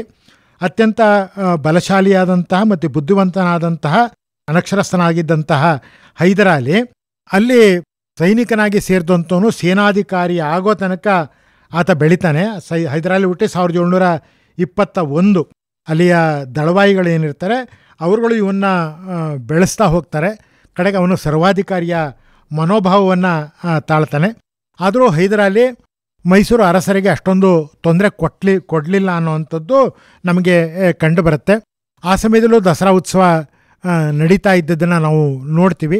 ಆದರೆ ತಾನು ಮಹಾರಾಜನಷ್ಟೇ ಶಕ್ತಿಶಾಲಿ ಆಗಿರೋದ್ರಿಂದ ನಾನು ದಸರಾ ಮೆರವಣಿಗೆಯಲ್ಲಿ ಭಾಗವಹಿಸ್ತೀನಿ ಅಂತ ಹೇಳಿಕೊಂಡು ಮಹಾರಾಜರು ಯಾವ ರೀತಿಯಾದಂಥ ಆನೆ ಮೇಲೆ ಕೂತ್ಕೊಂಡು ಮೆರವಣಿಗೆ ಹೋಗ್ತಾ ಇದ್ರು, ತಾನೂ ಅದೇ ರೀತಿಯಾಗಿ ಒಂದು ಆನೆಯನ್ನು ತರಿಸಿ ಅದ್ರ ಮೇಲೆ ಹೋಗ್ತಾ ಇದ್ದ ಹಾಗೆ ಅಂಥೇಳಿ ನಾವು ಕೇಳ್ತೀವಿ. ಅದಾದ ನಂತರ ಬಂದಂಥದ್ದು ಟಿಪ್ಪು ಸುಲ್ತಾನ್ ಬದುಕಿದ್ದು ಕೇವಲ 45 ವರ್ಷಗಳು ಮಾತ್ರ. ಅವನ ಅವಧಿನಲ್ಲಿ ನವರಾತ್ರಿ ಉತ್ಸವ ನಡೆದಿದ್ದು ನಮಗೆ ಕಂಡು ಬರೋದಿಲ್ಲ. ಯಾಕೆಂದರೆ ಇವರೆಲ್ಲರೂ ಗೃಹ ಬಂಧನದಲ್ಲಿ ಮಹಾರಾಜರ ಮನೆತನದವ್ರನ್ನ ಇಟ್ಟಿದ್ದರಿಂದಾಗಿ ಮನೆಯ ಮಟ್ಟಿಗೆ ನವರಾತ್ರಿ ಉತ್ಸವಗಳು ನಡೀತಾ ಇರುತ್ತೆ. ಆನಂತರ ಈ ಒಂದು ಸರ್ವಾಧಿಕಾರಿ ಧೋರಣೆಯ ವಿರುದ್ಧವಾಗಿ ಮಹಾರಾಣಿ ಕೆಂಪನಂಜಮ್ಮಣ್ಣಿ ಅವರು ಬ್ರಿಟಿಷ್ ಸರ್ಕಾರದ ಜೊತೆಗೆ ಒಂದು ಒಪ್ಪಂದವನ್ನು ಮಾಡ್ಕೋತಾರೆ. ಅದರ ಮೇಲೆ 4ನೆಯ ಮೈಸೂರು ಯುದ್ಧ 1799ರಲ್ಲಿ ನಡೆಯುತ್ತೆ. ಆಗ ಟಿಪ್ಪು ಸುಲ್ತಾನನ ಹತ್ಯೆ ಆಗುತ್ತೆ ಮೇ 4, 1799ರಲ್ಲಿ. ಅದಾದ ನಂತರ ರಾಜ್ಯವನ್ನು ಬ್ರಿಟಿಷ್ನವರು ಮೈಸೂರು ಅರಸರಿಗೆ ಕೊಡೋದಕ್ಕೆ ಅವರಿಗೆ ಪೂರ್ತಿಯಾದಂಥ ಮನಸ್ಸು ಇರಲಿಲ್ಲ. ಅದಕ್ಕೋಸ್ಕರ ಅವರು ಒಂದು ತಂಡವನ್ನು ನೇಮಕ ಮಾಡ್ತಾರೆ. ಇವರಿಗೆ ಹೇಗೆ ರಾಜ್ಯವನ್ನು ಎಷ್ಟು ಜಾಗ ಕೊಡಬೇಕು ಅನ್ನೋದ್ರ ಬಗ್ಗೆ ಒಂದು ತಂಡವನ್ನು ನೇಮಕ ಮಾಡ್ತಾರೆ. ಅದಾದ ನಂತರ ಅದರ ವರದಿಯನ್ನು ತಗೊಂಡು ಆಗಿದ್ದಂತಹ ಮೈಸೂರು ರಾಜ್ಯವನ್ನು 4 ಭಾಗಗಳಾಗಿ ಅದನ್ನು ದೊಡ್ಡದಾಗಿತ್ತು, ಮೈಸೂರು ಸಾಮ್ರಾಜ್ಯ ಬಹಳ ದೊಡ್ಡದಾಗಿತ್ತು ಆಗ. ಅದನ್ನು 4 ಭಾಗಗಳಾಗಿ ವಿಭಜನೆಯನ್ನು ಮಾಡ್ತಾರೆ. ಉತ್ತರ ಮತ್ತು ಈಶಾನ್ಯ ಭಾಗ ಏನಿರುತ್ತೆ ಅದನ್ನು ಕ್ರಮವಾಗಿ ಮರಾಠರು ಮತ್ತು ಹೈದರಾಬಾದಿನ ನಿಜಾಮರಿಗೆ ಕೊಡ್ತಾರೆ. ಈ ಕೆನರಾ ಕಡಲ ತೀರ ಅದೇನತ್ತೆ ಅದು ಮತ್ತು ಕೊಡಗು ಅದನ್ನು ತಮ್ಮಲ್ಲಿ ಉಳಿಸ್ಕೋತಾರೆ. ಉಳಿದ ಹಳೆಯ 9 ಜಿಲ್ಲೆಗಳು ಅದನ್ನು ಮೈಸೂರು ಅರಸರಿಗೆ ಕೊಟ್ಟು ನೀವು ಇನ್ನು ಮುಂದೆ ಮೈಸೂರಿನಲ್ಲಿ ಆಡಳಿತವನ್ನು ಮಾಡಿಕೊಳ್ಳಿ, ಶ್ರೀರಂಗಪಟ್ಟಣವನ್ನು ನಾವೇ ಇಟ್ಕೋತೀವಿ ಅಂತ ಹೇಳ್ತಾರೆ. ಅವರಿಂದಾಗಿ ಪುನಃ ರಾಜ್ಯ ಸಿಕ್ಕಿದ್ರಿಂದಾಗಿ ಅವರಿಗೆ ಎದುರು ಮಾತಾಡೋಕ್ಕೆ ಆಗದೇನೆ ಮುಮ್ಮಡಿ ಕೃಷ್ಣರಾಜ ಒಡೆಯರವರು ಆಗ 5 ವರ್ಷದ ಬಾಲಕ ಅವ್ರಿಗೆ ಅವ್ರನ್ನ ಮೈಸೂರಿಗೆ ಕರ್ಕೊಂಬರಲಾಗತ್ತೆ 1799ರಲ್ಲಿ.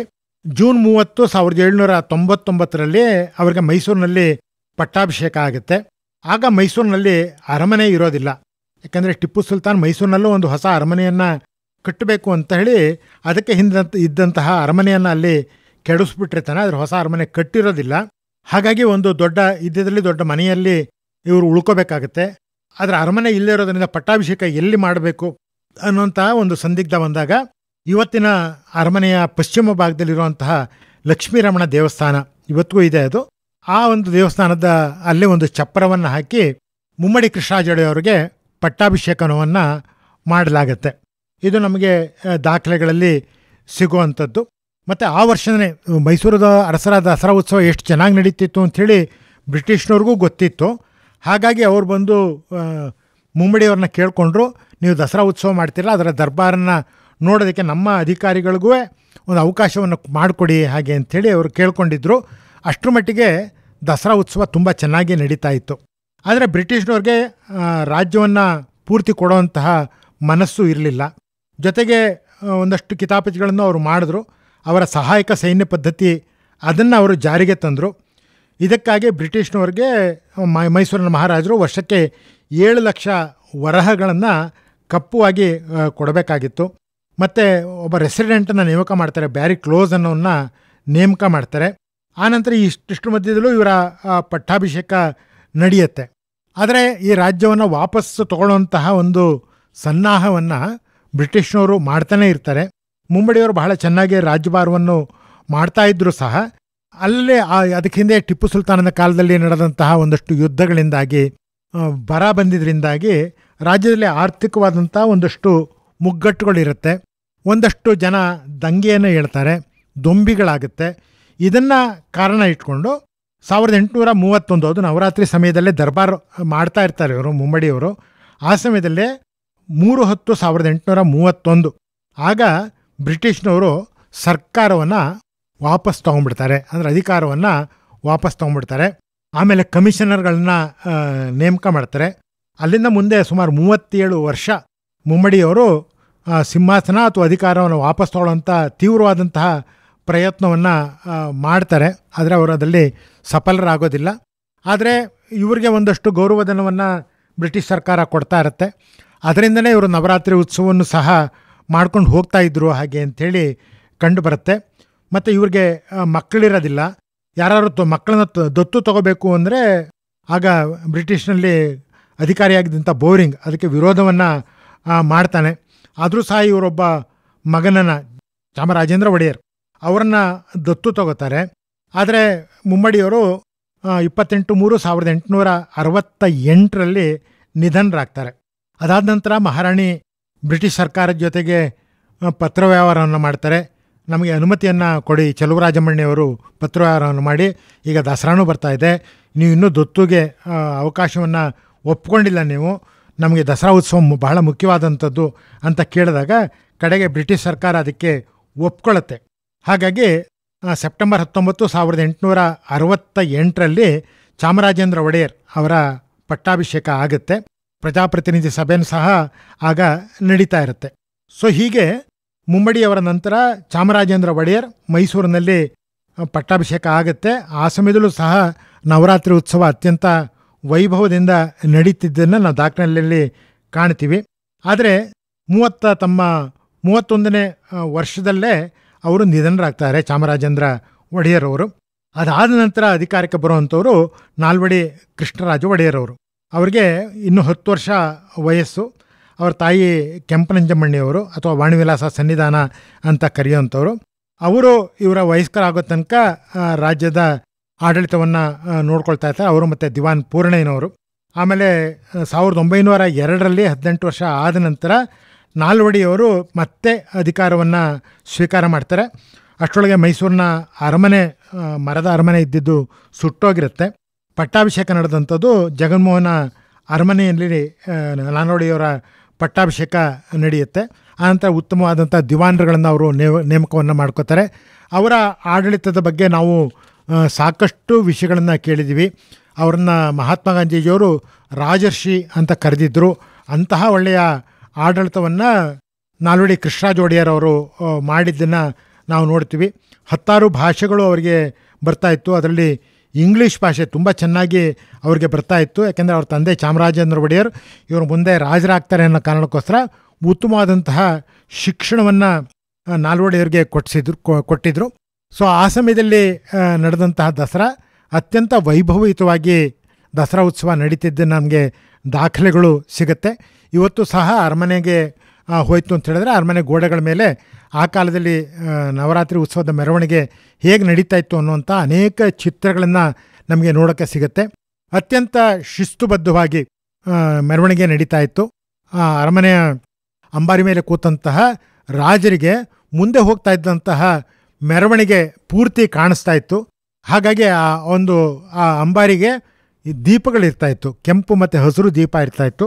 ಈ ಮೆರವಣಿಗೆ ಮುಂದದಲ್ಲಿ ಎಲ್ಲರ ಮಧ್ಯದಲ್ಲಿ ಗ್ಯಾಪ್ಗಳಾಗ್ತಾ ಇದೆ, ಒಂದು ತಂಡಕ್ಕಿಂತ ಇನ್ನೊಂದು ತಂಡದ ಮಧ್ಯೆ ಅಂತರ ಜಾಸ್ತಿ ಆಗ್ತಿದೆ ಅಂತಾಗ ಅವರು ಕೆಂಪು ದೀಪವನ್ನು ಬೆಳಗಿಸ್ತಾ ಇದ್ದರು. ಅದು ಮುಂದಕ್ಕೆಲ್ಲ ತಕ್ಷಣದಲ್ಲೇ ಆ ಸಂದೇಶ ರವಾನೆ ಆಗ್ತಾಯಿತ್ತು. ಹಾಗಾಗಿ ಮುಂದೆ ಹೋಗ್ತಿದ್ದಂಥವ್ರು ನಿಂತ್ಕೋತಾ ಇದ್ದರು, ಮತ್ತೆ ಮೆರವಣಿಗೆ ನಡೀತಾಯಿತ್ತು ಹಸಿರು ದೀಪವನ್ನು ಹತ್ತಿಸಿದಾಗ. ಈ ರೀತಿಯಾಗಿ ಅತ್ಯಂತ ಚೆನ್ನಾಗಿ ದಸರಾ ಉತ್ಸವ ನಾಲ್ವಡಿಯವರ ಕಾಲದಲ್ಲಿ ಆಗಿದ್ದನ್ನು ನಾವು ನೋಡ್ತೀವಿ. ಅದಾದ ನಂತರ ಜಯಚಾಮರಾಜ ಒಡೆಯರ್ ಅವರು ಅಧಿಕಾರಕ್ಕೆ ಬರ್ತಾರೆ. ಯಾಕೆಂದರೆ 1940 ನಾಲ್ವಡಿಯವರ ನಿಧನ ಆಗುತ್ತೆ. ಅದಾದ ನಂತರ ಜಯಚಾಮರಾಜ ಒಡೆಯರ್ ಅವರು ಅಧಿಕಾರಕ್ಕೆ ಬರ್ತಾರೆ. 1947 ದೇಶಕ್ಕೆ ಸ್ವಾತಂತ್ರ್ಯ ಬರುತ್ತೆ. ಅಲ್ಲಿ ತನಕ ಇದ್ದಂತಹ ರಾಜರುಗಳೆಲ್ಲ ತಮ್ಮ ಅಧಿಕಾರವನ್ನು ಕಳ್ಕೋತಾರೆ. ಮೈಸೂರು ಮಹಾರಾಜರು ಭಾರತ ಸಂಸ್ಥಾನಕ್ಕೆ ಸೇರಿಕೊಳ್ಳೋದ್ರ ಬಗ್ಗೆ ಲಿಖಿತವಾದಂತಹ ಒಪ್ಪಿಗೆಯನ್ನೇ ಕೊಟ್ಟಿರ್ತಾರೆ. ಆದರೆ ಇನ್ನೂ ಸಂವಿಧಾನ ಜಾರಿಗೆ ಬಂದಿಲ್ಲದ ಕಾರಣ ಸಂವಿಧಾನ ಜಾರಿಗೆ ಬರೋ ತನಕ 1950 ತನಕ ಇವರು ರಾಜರಾಗೇ ಮುಂದುವರಿತಾರೆ. ಆನಂತರ ಇವರು ರಾಜಪ್ರಮುಖರಾಗಿ, ಕರ್ನಾಟಕದ ರಾಜ್ಯಪಾಲರಾಗಿ, ತಮಿಳುನಾಡಿನ ರಾಜ್ಯಪಾಲರಾಗಿ ಇವರು ಅಧಿಕಾರವನ್ನು ನಡೆಸಿದ್ದನ್ನು ನಾವು ನೋಡ್ತೀವಿ. ಆಮೇಲೆ ಮಹಾರಾಜರಿಗೆ ಕೊಡ್ತಾ ಇದ್ದಂಥ ಒಂದು ಭಾರತ ಸರ್ಕಾರ ಒಂದು ಗೌರವಧನವನ್ನು ಕೊಡ್ತಾ ಇತ್ತು. ಅದಕ್ಕೆ ಪ್ರಿವಿ ಪರ್ಸ್ ಅಂತ ಇಂಗ್ಲೀಷ್ನಲ್ಲಿ ಕರಿತಾ ಇದ್ದರು. ಆ ಗೌರವಧನವನ್ನು 1969 ಆಗಿನ ಪ್ರಧಾನಿಯಾಗಿದ್ದಂಥ ಇಂದಿರಾ ಗಾಂಧಿಯವರ ಸಮಯದಲ್ಲಿ ಅದನ್ನು ಸ್ಥಗಿತಗೊಳಿಸಲಾಗುತ್ತೆ, ಇನ್ನು ಮುಂದಕ್ಕೆ ಕೊಡೋದಿಲ್ಲ. ಮತ್ತು ಮಹಾರಾಜರ ಆಳ್ವಿಕೆ ಇನ್ನೂ ಇರೋದಿಲ್ಲ ಅಂಥೇಳಿ ಘೋಷಣೆಯನ್ನು ಮಾಡಿದ ನಂತರ ಇನ್ನು ಮುಂದಕ್ಕೆ ದಸರಾವನ್ನು ಮಾಡಲ್ಲ ಅನ್ನುವಂತಹ ತೀರ್ಮಾನವನ್ನು ಜಯಚಾಮರಾಜ ಒಡೆಯರ್ ಮಾಡ್ತಾರೆ. ಹಾಗಾಗಿ 1969 ಅವರು ಮಾಡಿದ್ದು ಕೊನೆ ದಸರಾ ಉತ್ಸವ ಆಗಿರುತ್ತೆ. ಅದಾದ ನಂತರ ಮುಂದೆ ಒಂದು 2 ವರ್ಷ ಬರಗಾಲ ಇರುತ್ತೆ, ಮತ್ತು ಈ ಮಹಾರಾಜರು ದಸರಾ ಉತ್ಸವ ಮಾಡಲ್ಲ ಅಂತ ನಿಲ್ಲಿಸ್ತಾರೆ. ಆಗ ಜನರಿಗೆ ಅರ್ಥ ಆಗುತ್ತೆ ದಸರಾ ಇಲ್ಲ ಅಂದರೆ ಮೈಸೂರೇ ಇಲ್ಲ. ಯಾಕೆಂದರೆ ಮೈಸೂರಿನ ಭಾಗದ ಪ್ರವಾಸೋದ್ಯಮ, ವ್ಯಾಪಾರ ಇತ್ಯಾದಿಗಳು ನಡೆಯುವಂಥದ್ದು ದಸರಾ ಕಾರಣದಿಂದ. ಈಗ ದಸರಾನೇ ಇಲ್ಲ ಅಂದರೆ ಪ್ರವಾಸೋದ್ಯಮನೂ ನಿಂತೋಗುತ್ತೆ, ವ್ಯಾಪಾರಕ್ಕೆ ತೊಂದರೆ ಆಗುತ್ತೆ ಅಂಥೇಳಿ ಹಾಗೆ ಜನಕ್ಕೆ ಮನವರಿಕೆ ಆಗುತ್ತೆ. ಹಾಗೆ ಒಂದು ನಾಗರಿಕ ಸಮಿತಿ ಅಂತ ಮಾಡಿಕೊಂಡು 1-2 ವರ್ಷ ಮೈಸೂರಿನ ಅಗ್ರಹಾರದ ವೃತ್ತದಿಂದ ಮೆರವಣಿಗೆನ ಮಾಡುವಂತಹ ಪ್ರಯತ್ನ ಮಾಡ್ತಾರೆ. 1 ವರ್ಷ ಹಳೆಯ ಜಿಲ್ಲಾಧಿಕಾರಿಗಳ ಕಚೇರಿ ಪಕ್ಕದಲ್ಲಿದ್ದಂಥ ಓವಲ್ ಮೈದಾನ, ಅಲ್ಲಿಂದ ರೇಸ್ ಕೋರ್ಸ್ ತನಕ ಒಂದು ಮೆರವಣಿಗೆನೂ ನಡೆಯುತ್ತೆ. ಆದರೂ ಈಗ ರಾಜರು ಇಲ್ಲದೇ ಇರೋದರಿಂದ ಸರ್ಕಾರ ಇದನ್ನು ವಹಿಸ್ಕೊಂಡು ಮಾಡಬೇಕು ಹಾಗೆ ಅಂಥೇಳಿ ಜನರ ಒತ್ತಾಯ ಜಾಸ್ತಿ ಆಗುತ್ತೆ. ಆಗ ಜಾವಾ ಫ್ಯಾಕ್ಟ್ರಿ ಮಾಲೀಕರಾದಂಥ FK ಇರಾನಿ ಅವರ ನೇತೃತ್ವದಲ್ಲಿ ಮತ್ತು ಅಜೀಜ್ ಸೇಠ್ ಅವರ ನೇತೃತ್ವದಲ್ಲಿ ಸರ್ಕಾರವನ್ನು ಕೇಳ್ಕೊಳ್ಳಾಗುತ್ತೆ, ನೀವು ಸರ್ಕಾರದ ಆಶ್ರಯದಲ್ಲೇ ದಸರಾ ಉತ್ಸವ ನಡಿಬೇಕು ಅಂತೇಳಿ. ಹಾಗಾಗಿ 1975ರಿಂದ ಇಲ್ಲಿ ತನಕ ಸುಮಾರು 50 ವರ್ಷಗಳ ಕಾಲದಿಂದ ದಸರಾ ಆಚರಣೆ ರಾಜ್ಯ ಸರ್ಕಾರದ ಆಶ್ರಯದಲ್ಲಿ ನಡೀತಾ ಇರೋವಂಥದ್ದನ್ನು ನಾವು ನೋಡ್ತೀವಿ. ಈಗಲೂ ಸಹ 2 ಸಮಿತಿಗಳ ನೇಮಕ ಆಗುತ್ತೆ.